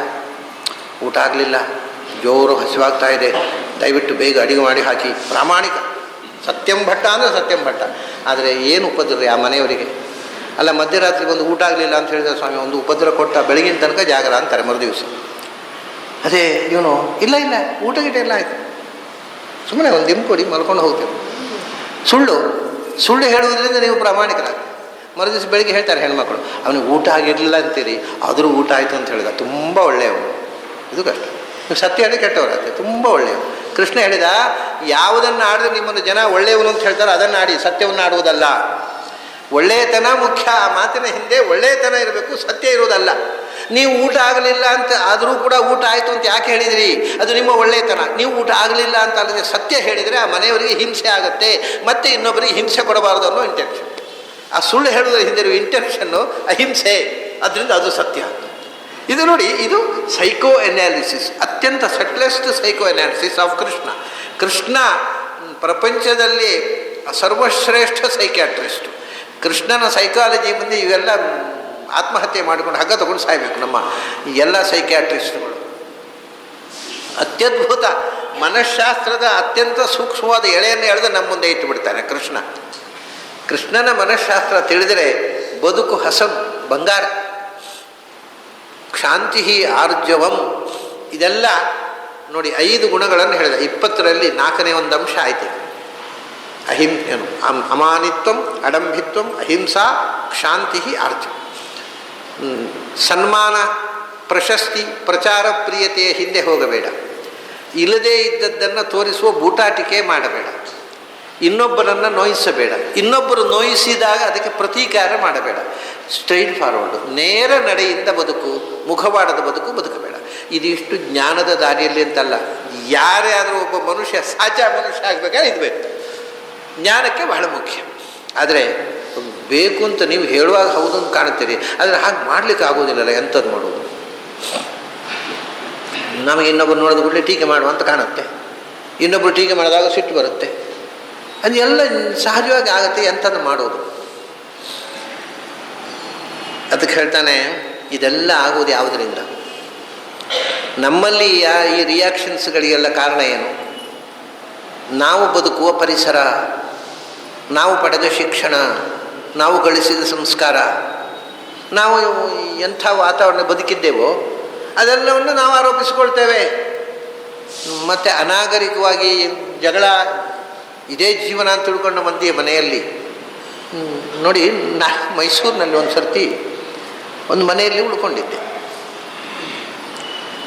ಆ ಎದುರು ಮನೆಯಲ್ಲಿ ಅದು ತಂದೆ ಮಗಳೋ ಏನೋ ಒಂದು ಪಾಲ್ಪಟ್ಟಿಗೆ ಇರಬೇಕು, ಜಗಳ.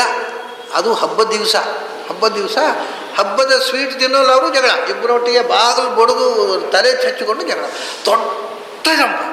ನಾನು ಹೇಳ್ತು, ಅಯ್ಯೋ ದೇವರೇ, ಈ ಪಕ್ಕದ ಮನೆಯವರು ಕ್ಷೇಮವಾಗಿರ್ಲಿಕ್ಕೆ ಬಿಡೋಲ್ಲ, ಈಚೆ ಮನೆಯಲ್ಲಿ ಕೂತ್ಕೊಂಡು ನೀವು ಆರಾಮ್ ಕೂತ್ಕೊಳ್ಳೋಲ್ಲ, ಅಷ್ಟು ದೊಡ್ಡ ವಾಯ್ಸ್ನಲ್ಲಿ ಜಗಳ. ನಾನು ಅದನ್ನು ಕೇಳಿಸ್ಕೊಂಡವ. ಆವತ್ತು ಯಾವುದೋ ಕಾರ್ಯಕ್ರಮಕ್ಕೆ ಹೋಗಿದ್ದವ. ಅಲ್ಲಿ ಒಂದೆರಡು ದಿವಸ ನಾನು ಉಪನ್ಯಾಸ ಇತ್ತು. ನಾನು ಸಂಜೆ ಉಪನ್ಯಾಸದಲ್ಲಿ ಹೇಳಿದೆ, ಜಗಳ ಮಾಡುವುದರಿಂದ ಸಮಸ್ಯೆ ಪರಿಹಾರ ಆಗುವುದಿಲ್ಲ, ಆದರೂ ಜಗಳ ಮಾಡುವುದನ್ನು ಬಿಡುವುದಿಲ್ಲ. ಅದನ್ನೇ ಪ್ರೀತಿಯಿಂದ ಬಹಳ ಸುಲಭವಾಗಿ ಪರಿಹರಿಸ್ಬೋದು. ಗಂಡ ಹೆಂಡತಿಯ ಜಗಳ, ತಂದೆ ಮಕ್ಕಳ ಜಗಳ ಪ್ರೀತಿಯಿಂದ ಯಾಕೆ ಆಗಬಾರ್ದು? ಅದು ಜಗಳವೇ ಯಾಕಾಗಬೇಕು? ಸಿಟ್ಟು ಸೆಡವು ಯಾಕೆ ಬೇಕು? ಮುಖ ಸಿಂಡರಿಸ್ಕೋಬೇಕು ಯಾಕೆ? ಅದು ಗೊತ್ತಿಲ್ಲದೆ ನಾವು ಕೆಲವು ಸಂಗತಿಗಳನ್ನು, ನಮ್ಮ ದುರಂತಕ್ಕೆ ನಾವೇ ಕಾರಣ ಆಗಿಬಿಡ್ತೇವೆ. ಸುಮ್ಮನೆ ಇವಾಗ ಕಡೆ ಹೇಳಿದ್ರೆ, ಸಿಟ್ಟು ಬಂದಾಗ ಆಡಬಾರದು ಮಾತುಗಳು ಬಾಯಿಗೆ ಬರ್ತವೆ. ಅದೊಂದು ಕೆಲಸ ಮಾಡಿ, ಏನು ಒಂದು ಈ ಸಿಟ್ಟು ಬಂದ ಮೇಲೆ 5 ನಿಮಿಷ ಮಾತಾಡೋಲ್ಲ ಅಂತ ತೀರ್ಮಾನ ಮಾಡಿ. 6ನೇ ನಿಮಿಷಕ್ಕೆ ಸಿಟ್ಟು ಇಳಿದಿರುತ್ತೆ, ಮತ್ತೆ ಮಾತಾಡುವಾಗ ತೀವ್ರ ಜಗಳವೇ ಆಗೋದಿಲ್ಲ.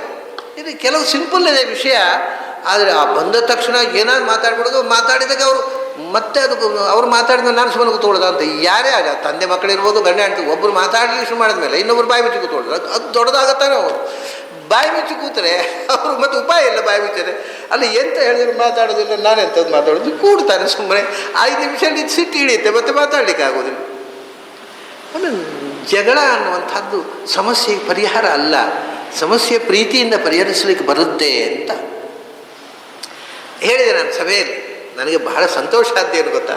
ಅದರ ಮಾರನೇ ದಿವಸ ನಾ ಉಪನ್ಯಾಸ ಮುಗಿಸಿ ನಾನು ಹೊರಡುವನು. ಒಬ್ಬಳು ಹೆಣ್ಮಗಳು ಬಂದು ನೀವು ನಿನ್ನೆ ಹೇಳಿದ್ದು ನನಗೆ ಬಹಳ ಇಷ್ಟವಾಯಿತು, ನಾನು ಯಾವಾಗಲೂ ಗಂಡನ ಜಗಳ ಮಾಡ್ತಾ ಇದ್ದೆ, ಈಗ ಬಿಟ್ಟಿದ್ದೇನೆ ಅಂದರು. ಭಾಳ ಸಂತೋಷ ತಾಯಿ. ಒಬ್ಬರಾದರೂ ನನ್ನ ಉಪನ್ಯಾಸ ಕೇಳಿ ಜೀವನದಲ್ಲಿ ಸಿಟ್ಟು ಬಿಟ್ಟಿಯಲ್ಲ, ಸಂತೋಷ. ಬಾಯ್ಬಿಟ್ಟು ಹೇಳಿದ್ದು. ನನಗೆ ಪಶ್ಚಾತ್ತಾಪ ಆಯಿತು. ನನಗೆ ಜಗಳ ಮಾಡಬಾರ್ದು ಅನ್ನೋ ವಿಷಯವೇ ಗೊತ್ತಿರಲಿಲ್ಲ. ನಾವು ಸುಮ್ಮನೆ ರೇಗಿ ಬಿಡ್ತಿದ್ದೆ ಅಪ್ಪ ಅಮ್ಮನ ಹತ್ರ, ಗಂಡನ ಹತ್ರ, ಎಲ್ಲರ ಹತ್ರ. ಈಗ ಜಗಳ ಮಾಡಬಾರ್ದು, ಪ್ರೀತಿಯಿಂದ ಮಾತಾಡಿದರೆ ಜಗಳ ಆಗೋಲ್ಲ ಅನ್ನೋ ವಿಷಯ ಗೊತ್ತು. ನೋಡಿ, ಸಿಂಪಲ್ಲು, ದೊಡ್ಡ ಏನೋ ಆವಿಷ್ಕಾರ ಅಲ್ಲ, ಆದರೆ ಅದು ಗೊತ್ತಿರೋದಿಲ್ಲ. ಯಾರು ಹೇಳೋ ತನಕ ಈಗ ಗೊತ್ತಾಯಿತು. ನಾನು ಮನೆಯಲ್ಲಿ ಇನ್ಮೇಲೆ ನನ್ನ ಗಂಡನ ಹತ್ರ ಜಗಳ ಮಾಡೋಲ್ಲ ಅಂತ ಹೇಳಿದ್ರು. ನನಗೆ ಎಷ್ಟು ಸಂತೋಷ ಆಯಿತು ಅಂದರೆ, ಜನ್ಮ ಸಾರ್ಥಕ ಆಯಿತು. ಒಬ್ಬರಿಗಾದರೂ ಉಪನ್ಯಾಸ ಪರಿಣಾಮ ಮಾಡಿತಲ್ಲ, ಜನ್ಮ ಸಾರ್ಥಕ ಆಯಿತು. ಇದು ಅದಕ್ಕೆ ನಮಗೆಲ್ಲ ಇದು ಕಾರಣ ಅಂದರೆ, ಒಬ್ಬರು ಅವ್ರು ಮಾಡೋದು ನೋಡ್ತೇವೆ, ಇವ್ರು ಮಾಡೋದು, ಪ್ರತಿಯೊಬ್ಬರ ಹತ್ರವೂ ಟೆನ್ಷನ್ನು, ಕೋಪ. ನಮಗೂ ಟೆನ್ಷನ್ನು, ಕೋಪ ನಮಗೆ ಸ್ವಂತ ಅಲ್ಲ. ಇದೆಲ್ಲ ಪರಿಸರ, ಮನುಷ್ಯ ಪರಿಸರದ ಶಿಶು. ಎನ್ವಿರಾನ್ಮೆಂಟಲ್ ಫೋರ್ಸ್, ಕೆಲವು ಜೆನೆಟಿಕ್ ಫೋರ್ಸ್, ಯಾವ್ಯಾವುದೋ ಫೋರ್ಸುಗಳು. ಅದಕ್ಕೆ ಬಲಿಯಾಗಿ ನಾವು ಸಿಟ್ಟು, ಜಗಳ, ಹೊಡೆತ ಬಡತ. ನಾನು ಒಬ್ಬರು ಮುಂಚೆ ಒಬ್ಬರ ಮನೆಯಲ್ಲಿ ವಾಸವಾಗಿದ್ದೆ ಬೆಂಗಳೂರಿನಲ್ಲಿ. ಬಂದಾಗ ಹೆಚ್ಚಾಗಿ ಅವ್ರ ಮನೇಲಿ ಇರ್ತಿದ್ದೆ. ಅವರಿಗೆ ಭಾರೀ ಸಿಟ್ಟು. ಭಾರಿ ಸಿಟ್ಟು ಅಂದರೆ ಅವ್ರು ಸಿಟ್ಟು ಬಂದುಬಿಡ್ತು ಅಂದರೆ 1 ಕಿಲೋಮೀಟ್ರ್ ದೂರದಲ್ಲಿ ಯಾರೂ ವಾಸ ಮಾಡೋ ಹೋಗಿಲ್ಲ, ಅಷ್ಟು ಭಟ ಕಿರಿಚಿಬಿಡೋರು. ಇಷ್ಟು ಸಿಟ್ಟಿನ ಏನಾಯಿತು ಅಂದರೆ ಅವರಷ್ಟು ಸಿಟ್ಟು ಮಾಡುವಾಗ ನಾನು ನಗ್ತಾ, ನನ್ನ ಮೇಲಲ್ಲ ಒಟ್ಟಿಗೆ ಯಾರೋ ಮಾತಾಡೋ ಸಿಟ್ಟು, ನಾನು ಇದನ್ನೆಷ್ಟನ್ನು ನಗ್ತಾ ಸಹಿಸ್ಕೊಳ್ತಿದ್ದೆ.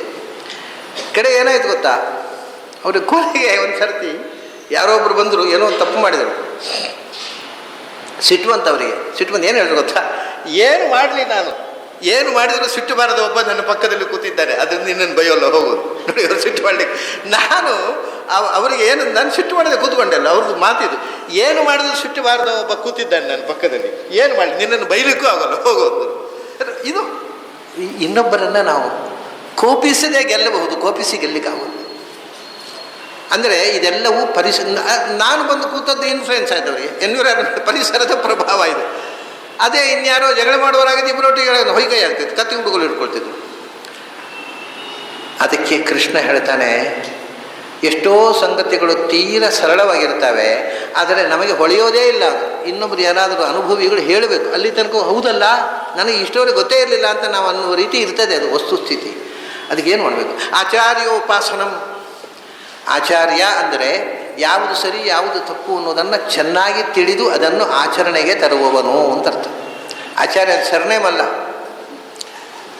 ಯಾರು ತಾನು ಸತ್ಯವನ್ನು ಕಂಡು ಸಮಾಜದ ಮುಂದೆ ಅದನ್ನು ನಡೆದು ತೋರಿಸುವವನು ಆಚಾರ್ಯ.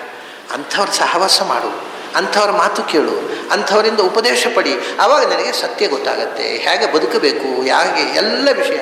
ಅದನ್ನು ದೊಡ್ಡವರು ಜ್ಞಾನಿಗಳು, ಆಚಾರ್ಯ ಅನ್ನೋ ಜ್ಞಾನಿ ಅಂತ, ಜ್ಞಾನಿಗಳ ಸೇವೆ ಮಾಡು, ಆಚಾರ್ಯ ಉಪಾಸನಂ ಅಂತ ಹೇಳ್ತಾರೆ. ಸೇವೆ ಅಂದರೆ ಭಾಳ ಕಷ್ಟ ಉಂಟು. ಕೆಲವೊಮ್ಮೆ ಜ್ಞಾನಿಗಳು ಅಷ್ಟು ಸುಲಭದಲ್ಲಿ ಸಿಗೋದಿಲ್ಲ. ನಮಗೆ ಹೋಗಿ ಇವಾಗ ಯಾವುದೇ ಒಂದು ಮಾರ್ಕೆಟ್ನಲ್ಲಿ ಸಿಗುವ ಸೊತ್ತಿಗಾದರೆ ದುಡ್ಡು ಎಷ್ಟು ದುಡ್ಡು ಹೇಳಿ ಬಿಸಾಡ್ತಾರೆ, ಕೊಡಿ ಅಂತ. ಹಾಗೆ ದುಡ್ಡಿಗೆ ಪರ್ಚೇಸ್ ಮಾಡಲಿಕ್ಕೆ ಆಗುವುದಿಲ್ಲ ಜ್ಞಾನವನ್ನು. ಅದು ಜ್ಞಾನಿಗಳು ಸಿಗೋದು ಬಹಳ ಕಷ್ಟ.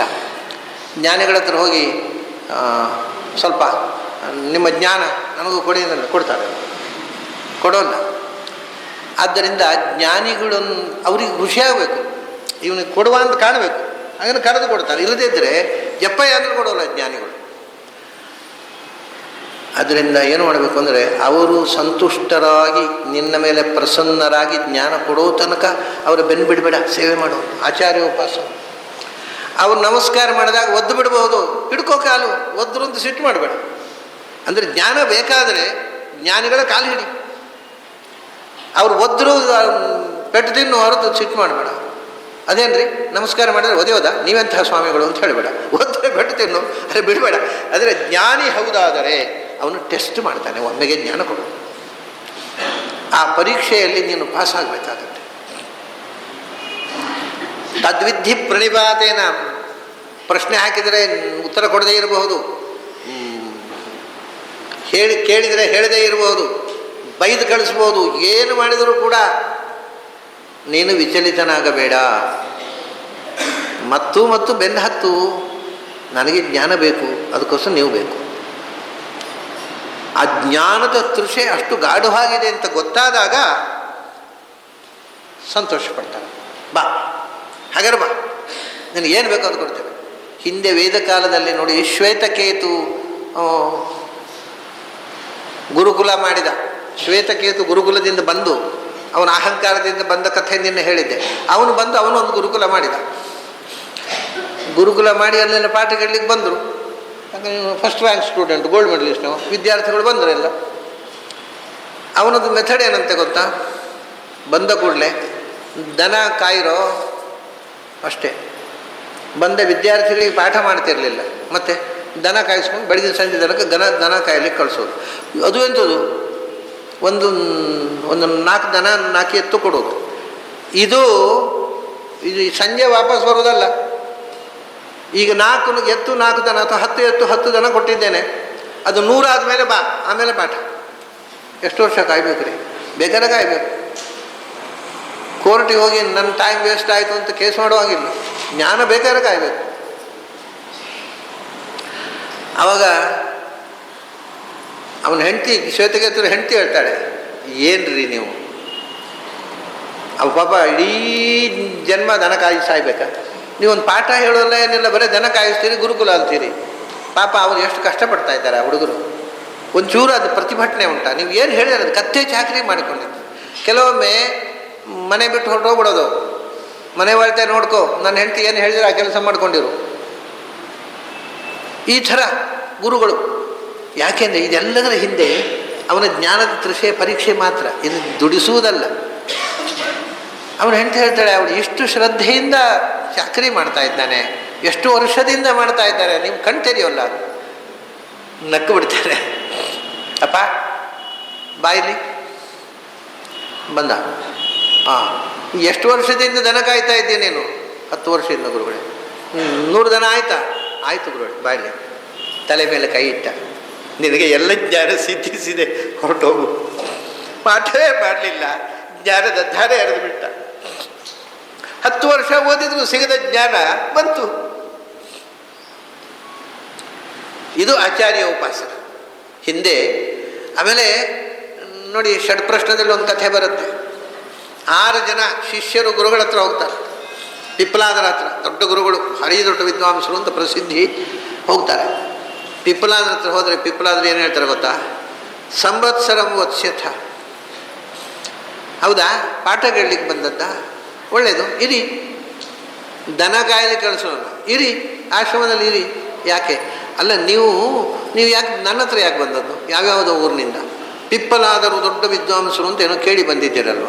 ಅದು ಹೌದಲ್ವ ಅಂತ ಹತ್ತಿರದಲ್ಲಿ ನೋಡಿ. ದೂರದ ಸುದ್ದಿ ಕೇಳಿಕೊಂಡು ಮೋಸ ಹೋಗೋದು ಬೇಡ. 1 ವರ್ಷ ಇರಿ, ಹತ್ತಿರದಲ್ಲಿ ನೋಡಿ. 1 ವರ್ಷ ನೋಡಿದ ಮೇಲೂ ಈ ಪಿಪ್ಪಲಾದ ಆಗಬಹುದು ಅಂತ ಕಂಡ್ರೆ ಆಮೇಲೆ ಪಾಠ ಹೇಳ್ತೇನೆ. ಯಾವ ಗುರುಗಳು ವಿದ್ಯಾರ್ಥಿಗಳ ಹತ್ರ ಪರೀಕ್ಷೆ ಕೊಡ್ತಾರೆ? ಇದು ನೀವು ನನಗೆ ನಿಮ್ಮನ್ನು ಪರೀಕ್ಷೆ ಮಾಡಬೇಕು. 1 ವರ್ಷ ಕಾಯಬೇಕಾ? ಹಾಳಾಗೋಯ್ತು, ಬೇರೆ ಎಲ್ಲಾರು ಹೋಗೋಣ ಅಂತ ಹೋದರೆ ಹೋಗಿ. ಸೊ ನಿಮಗೆ ಜ್ಞಾನಕ್ಕೋಸ್ಕರ 1 ವರ್ಷ ಕಾಯುವ ತಾಳ್ಮೆ ಉಂಟೋ ಅನ್ನೋದು ನನಗೆ ನಿಮ್ಮನ್ನು ಪರೀಕ್ಷೆ ಮಾಡಬೇಕು. ನಾನು ನಿಮಗೆ ಪಾಠ ಹೇಳಲಿಕ್ಕೆ ಲಾಯಕ್ಕೋ ನಾಲಾಯಕ್ಕೋ ಅಂತ 1 ವರ್ಷ ನೀವು ಪರೀಕ್ಷೆ ಮಾಡಿ. ನಿಮಗೆ ನಾಲಾಯಕ್ಕೂ ಅಂತ ಕಂಡ್ರೆ ಹೋಗಿ, ನನ್ನದು ಒತ್ತಾಯ ಇಲ್ಲ. 1 ವರ್ಷ ಆಗುವ ತನಕ ನೀವು ಮಾತ್ರ ಏನು ಕೇಳಬೇಡಿ ನನ್ನದು. 1 ವರ್ಷ ಆದಮೇಲೆ ತತಃ ಪ್ರಶ್ನಾನ್ನ ಪೃಚ್ಛತ ವಕ್ಷ್ಯಾಮಃ ಇದಿ ವಿಜ್ಞಾಸ್ಯ, ವಕ್ಷ್ಯಾಮಃ ಇದಿ ವಿಜ್ಞಾಸ್ಯಾಮ. ಆ ಸೌಜನ್ಯ. ಆಮೇಲೆ ಪ್ರಶ್ನೆ ಹಾಕಿ. 1 ವರ್ಷ ಆದಮೇಲೆ ನಿಮ್ದು ಏನು ಪ್ರಶ್ನೆ ಇದೆಯೋ ಕೇಳಿ, ನನಗೆ ಗೊತ್ತಿದ್ದರೆ ಹೇಳ್ತೇನೆ, ಇಲ್ಲದೇ ಇದ್ದರೆ ಅಪ್ಪ ಗೊತ್ತಿಲ್ಲ. ಇದು ನಿಜವಾದ ವಿದ್ವಾಂಸ, ಆಚಾರ್ಯ ಉಪಾಸ. 1 ವರ್ಷ ಕಾದರು ಅವರು. ಅವ್ರಿಗೆ ಕೇಳಿದ ಪ್ರಶ್ನೆಗಳಿಗೆ ಉತ್ತರ ಕೊಟ್ಟ, ತೃಪ್ತಿಯಿಂದ ಹೋದರು. ಹೀಗೆ ನಮಗೆ ಜ್ಞಾನ ಬೇಕು ಅಂದರೆ ಜ್ಞಾನಿಗಳು ತೆರೆಕೊಳ್ಳುವ ತನಕವೂ ಕಾಯಬೇಕು. ಈಗಿಂದೀಗ ಹೇಳ್ತಿರಾದ್ರೆ ಹೇಳಿ, ಇದರ ಅಗತ್ಯ ಇಲ್ಲ, ಹೋಗಿದೆ. ಹಾಗೆ ಇದು ಎಲ್ಲಿ ತನಕ ಅಂದರೆ, ನಾನೊಬ್ಬರು ಆಯುರ್ವೇದ ಪಂಡಿತರ ಶಾಪಿಗೆ ಹೋಗಿದ್ದೆ ಒಮ್ಮೆ, ಭಾಳ ಹಿಂದೆ. ಭಾಳ ದೊಡ್ಡ ಆಯುರ್ವೇದ ಪಂಡಿತರು. ಸುಮಾರು ಹೊತ್ತು ಪೇಷಂಟ್ ಕೂತಿದ್ದ. ಸುಮಾರು 1.5 ಗಂಟೆ ಅವ್ರು ಮಾತಾಡಿಸಲೇ ಇಲ್ಲ ಪೇಷಂಟನ್ನು. ಆದರೆ ಅವನಿಗೆ ಸ್ವಲ್ಪ ಅರ್ಜೆಂಟ್ ಇತ್ತು ಏನೋ. ಬಂದ, ಪಂಡಿತರೇ ಏನು ತಡವಾಗತ್ತಾ? ಹೌದು ಡಾಕ್ಟರ್. ದಯಮಾಡಿಸಿ ಬೇರೆ ಡಾಕ್ಟರ್ ಹೋಗಿದ್ದು. ಕೂತ ಕಡೆಗೆ ಅವ್ರು ಕಾಯಿಸುವವರೆಗೆ ಕಾದು ಮತ್ತೆ ಹೋದ. ಅದೇ ನಿಜವಾದ ಜ್ಞಾನಿಗಳಿಗೆ ಆ ಕಾನ್ಫಿಡೆನ್ಸ್ ಇದೆ. ಬೇರೆ ಡಾಕ್ಟ್ರುಗಳು ಹಾಗೆ, ಯಾಕೆಂದರೆ ಬೇರೆ ಕಡೆ ಹೋಗೇ ಬಿಡ್ತಾರೆ, ಮತ್ತೆ ಇಲ್ಲಿ ಬರೋದೇ ಇಲ್ಲ. ಇದು ಹಾಗಲ್ಲ, ಇವ್ರು ಸಬ್ಜೆಕ್ಟನ್ನು ಮಾಸ್ಟರಿ ಮಾಡಿದವರು. ಇವರು ಮದ್ದು ತಗೊಳ್ಳೋದು ಇನ್ನೊಬ್ಬ ವೈದ್ಯ ಇಲ್ಲ ಅಥವಾ ಅವ್ರಿಗೆ ಮಾತ್ರ ಅಂತ. ದಯಮಾಡಿಸಿ ನೀವು ಬೇರೆ ಕಡೆ ಹೋಗಿ, ನಿಮಗೆ ಅರ್ಜೆಂಟ್ ಇದ್ದೆ ಬೇರೆ ಕಡೆ ಹೋಗಿ ಅಂತ ಹೇಳಿ ನಾನು ಕಣ್ಣಾರೆ ನೋಡಿದ ಇನ್ಸಿಡೆಂಟ್. ಹಾಗೆ ಬಹಳ. ಆಮೇಲೆ ಅದೇ ಎಷ್ಟು ಕಾರಣ ನೋಡಿ. ಅದ ನಂತರ ಮತ್ತೊಬ್ಬಳು ಪೇಷಂಟು, ಮುದುಕಿ ಒಬ್ಬಳು ಪಾಪ, ಏನೋ ಹಳ್ಳಿಯವಳು. ಸುಮಾರು ಹೊತ್ತು ಕಾದ್ರು, ಮದ್ದು ಕರೆದ್ರು, ಮದ್ದು ಕೊಟ್ಟರು. ಮದ್ದು ಕೊಟ್ಟಾದ್ಮೇಲೆ ದುಡ್ಡು ಎಷ್ಟಾಯಿತು ಪಂಡಿತರೇ ನೋಡಿ. 1.5 ಗಂಟೆ ಕಾಯಿಸಿದವರ ಹೃದಯ ನೋಡಿ. ಏನು ಭಾರಿ ದುಡ್ಡು ಉಂಟಾ ನಿನ್ನ ಹತ್ರ? ಅವಳು ನೋಡುವ ಬಡವಳು ಅಂತ ಗೊತ್ತಾಗತ್ತೆ. ಭಾರಿ ದುಡ್ಡು ಉಂಟಾ? ಹೋಗು ದುಡ್ಡು ತಗೊಳ್ಳಿಲ್ಲ. ಆಮೇಲೆ ಅವಳು ನಿಂತು, ಏನೋ ಅಲ್ಲ, ನಾನು ಮೊದಲು ಬೇರೊಬ್ಬರು ಪಂಡಿತರ ಹತ್ರ ಹೋದಾಗ ಅವ್ರು ತಲೆ ಹಾಕಲಿಕ್ಕೆ ಅಂತ ಒಂದು ತೈಲ ಕೊಟ್ಟಿದ್ದಾರೆ. ಈಗ ನೀವು ಮದ್ದು ಕೊಟ್ಟರೆ ಅದನ್ನು ಹಾಕೋಬಹುದೋ ಬೇಡೋ ಅಂತ ಕೇಳಬೇಕಲ್ಲ. ಈಗ ನಿಮ್ಮ ಹತ್ರ ಮದ್ದು ನಿಮ್ಮ ತಗೊಳ್ಳುವಾಗ ಆ ತೈಲ ಬೇರೆಯವರು ಕೊಟ್ಟದ್ದು, ಅದನ್ನು ಹಾಕಬಹುದೋ ಹಾಕಬಾರ್ದೋ ಅಂತ ಕೇಳಲಿಕ್ಕೆ ನಿಂತದ್ದು. ಓಹೋ, ಅದು ದುಡ್ಡು ಕೊಟ್ಟು ತೊಗೊಂಡಿದ್ಯಲ್ವಾ? ಹಾಳಾಗಬಾರ್ದಲ್ವಾ? ಒಂದು ಕೆಲಸ ಮಾಡೋದು, ತಲೆಗೆ ಹಾಕಿ ಬೇಡ, ತಲೆದಿಂಬಿಗೆ ಹಚ್ಚು, ಸುಮ್ಮನೆ ವೇಸ್ಟ್ ಮಾಡೋದು ಬೇಡ. ದುಡ್ಡು ಕೊಟ್ಟದ್ದು ವೇಸ್ಟ್ ಮಾಡೋದು ಬೇಡ, ತಲೆದಿಂಬಿಗೆ ಹಚ್ಚು ಹೋಗೋದು. ಅಂದರೆ ಇಷ್ಟು ನಗಿಸಿ ಆ ಪೇಷಂಟನ್ನು ಒಂದು ಪೈಸೆ ತಗೊಳ್ಳದೆ ಕಳಿಸಿದ್ರು. ಆದರೆ 1.5 ಗಂಟೆ ಕಾಯಿಸಿ. ಇದೆಲ್ಲ ನಿಜವಾದ ಆಚಾರ್ಯೋಪಾಸನೆ. ಜ್ಞಾನ ಸಿಗಬೇಕಾಗಿದ್ದರೆ, ನಿಜವಾದ ಜ್ಞಾನ ಸಿಗಬೇಕಾಗಿದ್ದರೆ ನಾವು ಕೆಲವೊಮ್ಮೆ ಜನ್ಮ ಕಾಯಬೇಕಾಗತ್ತೆ. ಅದೇನು ಎಷ್ಟು ಚಾರ್ಜ್ ಆಗುತ್ತೆ ನಿಮ್ಮದು ಅಂತ ಕೇಳಿ ಸಿಗುವಂಥದ್ದಲ್ಲ. ಜ್ಞಾನವನ್ನು ದುಡ್ಡಿನಿಂದ ಪರ್ಚೇಸ್ ಮಾಡಲಿಕ್ಕೆ ಬರೋದಿಲ್ಲ. ಎಲ್ಲವನ್ನು ಮಾಡಲಿಕ್ಕೆ ಬರುತ್ತೆ, ಜ್ಞಾನವನ್ನೊಂದು ದುಡ್ಡಿಂದ ಪರ್ಚೇಸ್ ಮಾಡಲಿಕ್ಕೆ ಬರುವುದಿಲ್ಲ. ಅದರಿಂದ ಆಚಾರ್ಯೋಪಾಸನಂ, ಎಲ್ಲಿ ಜ್ಞಾನಿಗಳಿದ್ದಾರೆ, ಮತ್ತು ಜ್ಞಾನಿಗಳು ಹಾದಿ ಬೀದಿಯಲ್ಲಿ ಸಿಗೋಲ್ಲ. ಸಂತೆಯಲ್ಲಿ ಕೇರಿಗಳಲ್ಲಿ ಸೋಪ್ ಬಾಕ್ಸ್ ಇಟ್ಕೊಂಡು ನಿಮಗೆ ಜ್ಞಾನೋಪದೇಶ ಮಾಡೋಲ್ಲ, ಅವುಗಳೆಲ್ಲ ಫೇಕ್ ಇರ್ತವೆ, ಅವು ದರಿದ್ರಗಳು. ಸೋಪ್ ಬಾಕ್ಸ್ ಇಟ್ಕೊಂಡು ವೇದಾಂತ ಉಪದೇಶ ಮಾಡ್ತೇವೆ ಅಂತ ಹೇಳಿ ಅವನು ಮೊದಲು ಓಡಿಸ್ಬೇಕಷ್ಟೆ ಊರಿನಿಂದ. ಅವೆಲ್ಲ ಜ್ಞಾನ ಇದ್ದು ಬರುವವುಗಳು. ಜ್ಞಾನಿಗಳು ನಿಮಗೆ ಬೀದಿಗಳಲ್ಲಿ, ಸಂತೆ ಬೀದಿಗಳಲ್ಲಿ, ಅಂಗಡಿಗಳಲ್ಲಿ, ಕ್ಲಬ್ಗಳಲ್ಲಿ, ಬಾರ್ಗಳಲ್ಲಿ, ಥಿಯೇಟ್ರ್ಗಳಲ್ಲಿ ಸಿಗೋಲ್ಲ, ಮತ್ತು ಹುಡ್ಕೊಂಡು ಹೋಗ್ಬೇಕಾಗತ್ತೆ. ಹೋದರೂ ಕೂಡ ಜ್ಞಾನ ಪಕ್ಕ ಬಿಚ್ಚೋಲ್ಲ, ಅವ್ನು ಬಿಚ್ಚಿಕೊಳ್ಳೋ ತನಕ ಕಾಯಬೇಕಾಗತ್ತೆ. ನಮಗೆ ಜ್ಞಾನ ಬೇಕು ಅಂದರೆ ಜ್ಞಾನಿಗಳನ್ನು ಸದಾ ಸೇವೆ ಮಾಡು, ಅವರ ಉಪಸ್ಥಿತಿಯಿಂದ ಜ್ಞಾನ ಪಡೆಯು. ಇಲ್ಲದಿದ್ದರೆ ನಮಗೆ ಜ್ಞಾನದ ರಹಸ್ಯ ತಿಳಿಯೋಲ್ಲಪ್ಪ ಅಂತ ಕೃಷ್ಣ ಆಚಾರ್ಯ ಉಪಾಸನೆಗೆ ಬಹಳ ಮಹತ್ವ ಕೊಡ್ತಾನೆ. ಯಾಕೆಂದರೆ ಅದಕ್ಕೆ ಅವನು ನಾವು ಗೀತಾಚಾರ್ಯ ಅಂತ ಕರೀತೀವಿ. ಅವನು ಇದ್ದಿದ್ರೆ ಅವನು ಕುಲಗೋತ್ರ ನೋಡಿದರೆ ಆಚಾರ್ಯ ಅಲ್ಲ ಅವನು. ಆದರೆ ಜ್ಞಾನಿಗಳಿಗೆ ಜ್ಞಾನಿ, ಅದು ಗೀತಾ ಆಚಾರ್ಯ, ಅವನೇ ಆಚಾರ್ಯ. ಅವನ ಉಪಾಸನೆ ಮಾಡಬೇಕು, ಅವನನ್ನು ತಿಳಿದವರ ಉಪಾಸನೆ ಮಾಡಬೇಕು, ಅದು ಆಚಾರ್ಯ ಉಪಾಸನೆ. ಅಂಥ ಜ್ಞಾನಿಗಳ ಸೇವೆ ಮಾಡುವುದು. ನಿನಗೆ ಜ್ಞಾನ ಬೇಕು ಅಂತಿದ್ದರೆ ಅಹಂಕಾರ ತೊರೆದು ಜ್ಞಾನಿಗಳ ಕಾಲಬುಡದಲ್ಲಿ ಕೂಡುವುದು. ಅದನ್ನು ಉಪಾಸನೆ ಮಾಡಬೇಕಾದ್ರೆ ನಮಗೆ ಸ್ವಲ್ಪ ನಮ್ಮ ಈಗೋ ತೊಂದರೆ. ಅವರಿಗೆ ತಲೆ ಬಗ್ಗಿಸಿ ನಮಸ್ಕಾರ ಮಾಡಬೇಕಾ? ಅದೆಲ್ಲ ಆಗೋಲ್ಲ ನನ್ನಿಂದ, ಜ್ಞಾನ ಬರ್ತಲ್ಲ. ಹಾಗೆ ಇನ್ನೊಬ್ಬರ ಮುಂದೆ ತಲೆ ಬಗ್ಗಿಸದವ, ಜ್ಞಾನಿಗಳ ಮುಂದೆ ತಲೆ ಬಗ್ಗಿಸದವ. ನಮಗೆ 4 ಅಕ್ಷರ ಓದುಗಳೇ ಮೊದಲು ಬರೋದ್ರಿಂದ ಇನ್ನೊಬ್ಬರ ಮುಂದೆ ತಲೆ ಬಗ್ಗಿಸಬಾರ್ದು ಅನ್ನೋ ಅಹಂಕಾರವೇ ಬರೋದು, ಜ್ಞಾನ ಬರುವುದಲ್ವೇ ಅಲ್ಲ. ಅಂಥವನು ಎಂದೂ ಜ್ಞಾನಿ ಆಗೋಲ್ಲ. ಆಚಾರ್ಯೋಪಾಸನ. ಶೌಚಂ ಸ್ಥೈರ್ಯಂ ಆತ್ಮವಿನಿಗ್ರಹ ಇಂದ್ರಿಯಾರ್ಥೇಶು ವೈರಾಗ್ಯಂ ಅನಹಂಕಾರೇವ ಚ. ಇನ್ನೂ ಸುಮಾರಿದೆ. ಈ ಒಂದು ಸಂಗತಿ, ಒಂದು ಸಮಸ್ಯೆ ಇದೆ. ನಾಳೆ ಅಂದರೆ ಅಪೇಕ್ಷೆ ಇದ್ದವರಿಗೆ ಒಂದು ಸಂಗತಿ, ನಾಳೆ ಬೆಳಿಗ್ಗೆನಿಂದ ಮಲ್ಲೇಶ್ವರ ಮಧ್ವ ಸಂಘದಲ್ಲಿ ಬೆಳಿಗ್ಗೆ 7:30 ಗಂಟೆಗೆ ನಾನು ಋಗ್ಭಾಷ್ಯ ಪಾಠ ಪ್ರಾರಂಭ, ಅಂದರೆ ಹಿಂದೆ ಆದದ್ರ ಕಂಟಿನ್ಯೂಷನ್ನು ಮಾಡ್ತಾ ಇದ್ದೇನೆ. ಆ ಅಪೇಕ್ಷೆ ಇದ್ದವರು, ಅವಕಾಶ ಇದ್ದವರು ಬರಬಹುದು. ಅದೇನು ಅಂದರೆ ಆಹ್ವಾನ ಮುಕ್ತವಾಗಿದೆ, ಬರುವುದು ಐಚ್ಛಿಕ. ಅದೇನು ಬರಬೇಕು ಅಂತ ಒತ್ತಾಯದ ಪ್ರಶ್ನೆ ಇಲ್ಲ. ಅಪೇಕ್ಷೆ ಇದ್ದವರಿಗೆ, ಅವಕಾಶ ಇದ್ದವರಿಗೆ ಅಲ್ಲಿ ಬರುವುದಕ್ಕೆ ಏನೂ ತೊಂದರೆ ಇಲ್ಲ. ಅದು ಬೆಳಿಗ್ಗೆ ಋಗ್ಭಾಷ್ಯ ಅಂದರೆ ಇವತ್ತು ನಾಳೆಯಿಂದ ಬಿಜಿಗೆ ಆದ್ದರಿಂದ ಪ್ರಾರಂಭ ಮಾಡ್ತಾ ಇದ್ದೇನೆ. ಎರಡನೇ ಸಂಗತಿ ಏನು ಅಂದರೆ, ನಾಳೆ ವಿದ್ಯಾಭೂಷಣರದ್ದು ಒಂದು ಕಾರ್ಯಕ್ರಮ ಇದೆ ಗಾಯನ ಸಮಾಜದಲ್ಲಿ. ಅದು ಒಂದು ಸಾವನೀರು ಬಿಡುಗಡೆ, ಆಮೇಲೆ ಬಾಲಮುರಳಿಯವರ ಸಂಗೀತ ಇತ್ಯಾದಿ ಏನೋ ಕಾರ್ಯಕ್ರಮ ಇದೆ. ಅದನ್ನು ಬಹಳ ಮೊದಲೇ ನಾನು ಬೆಂಗಳೂರು ಬರೋ ಮುಂಚೆ ವಿದ್ಯಾಭೂಷಣರು ಫೋನ್ ಮಾಡಿದ್ದರು. ನಾನು ಒಪ್ಕೊಂಡು ಬಿಟ್ಟಿದ್ದೆ. ಈ ಅನಿವಾರ್ಯತೆಯಿಂದಾಗಿ ನಾಳೆ ಸಾಯಂಕಾಲ ಇಲ್ಲಿ ಗೀತೆಯ ಉಪನ್ಯಾಸ ಇರೋಲ್ಲ, ನಾನು ಆ ಕಾರ್ಯಕ್ರಮದಲ್ಲಿ ಭಾಗವಹಿಸಬೇಕಾಗಿದೆ. ನಾಡಿದ್ದು ಸಾಯಂಕಾಲ ಮತ್ತೆ ಸೇರಿದಾಗ ಇದರ ಮುಂದುವರಿಕೆ ಅದನ್ನು ತಮಗೆ ತಿಳಿಸ್ರಿ. ಮತ್ತೆ ನಾಡಿದ್ದು ಸೇರಿದಾಗ ಅಲ್ಲಿ ತನಕ ನಿಮಗೆಲ್ಲ ಅಭಿನಂದನೆಗಳು ಮತ್ತು ಅಭಿವಂದನೆಗಳು.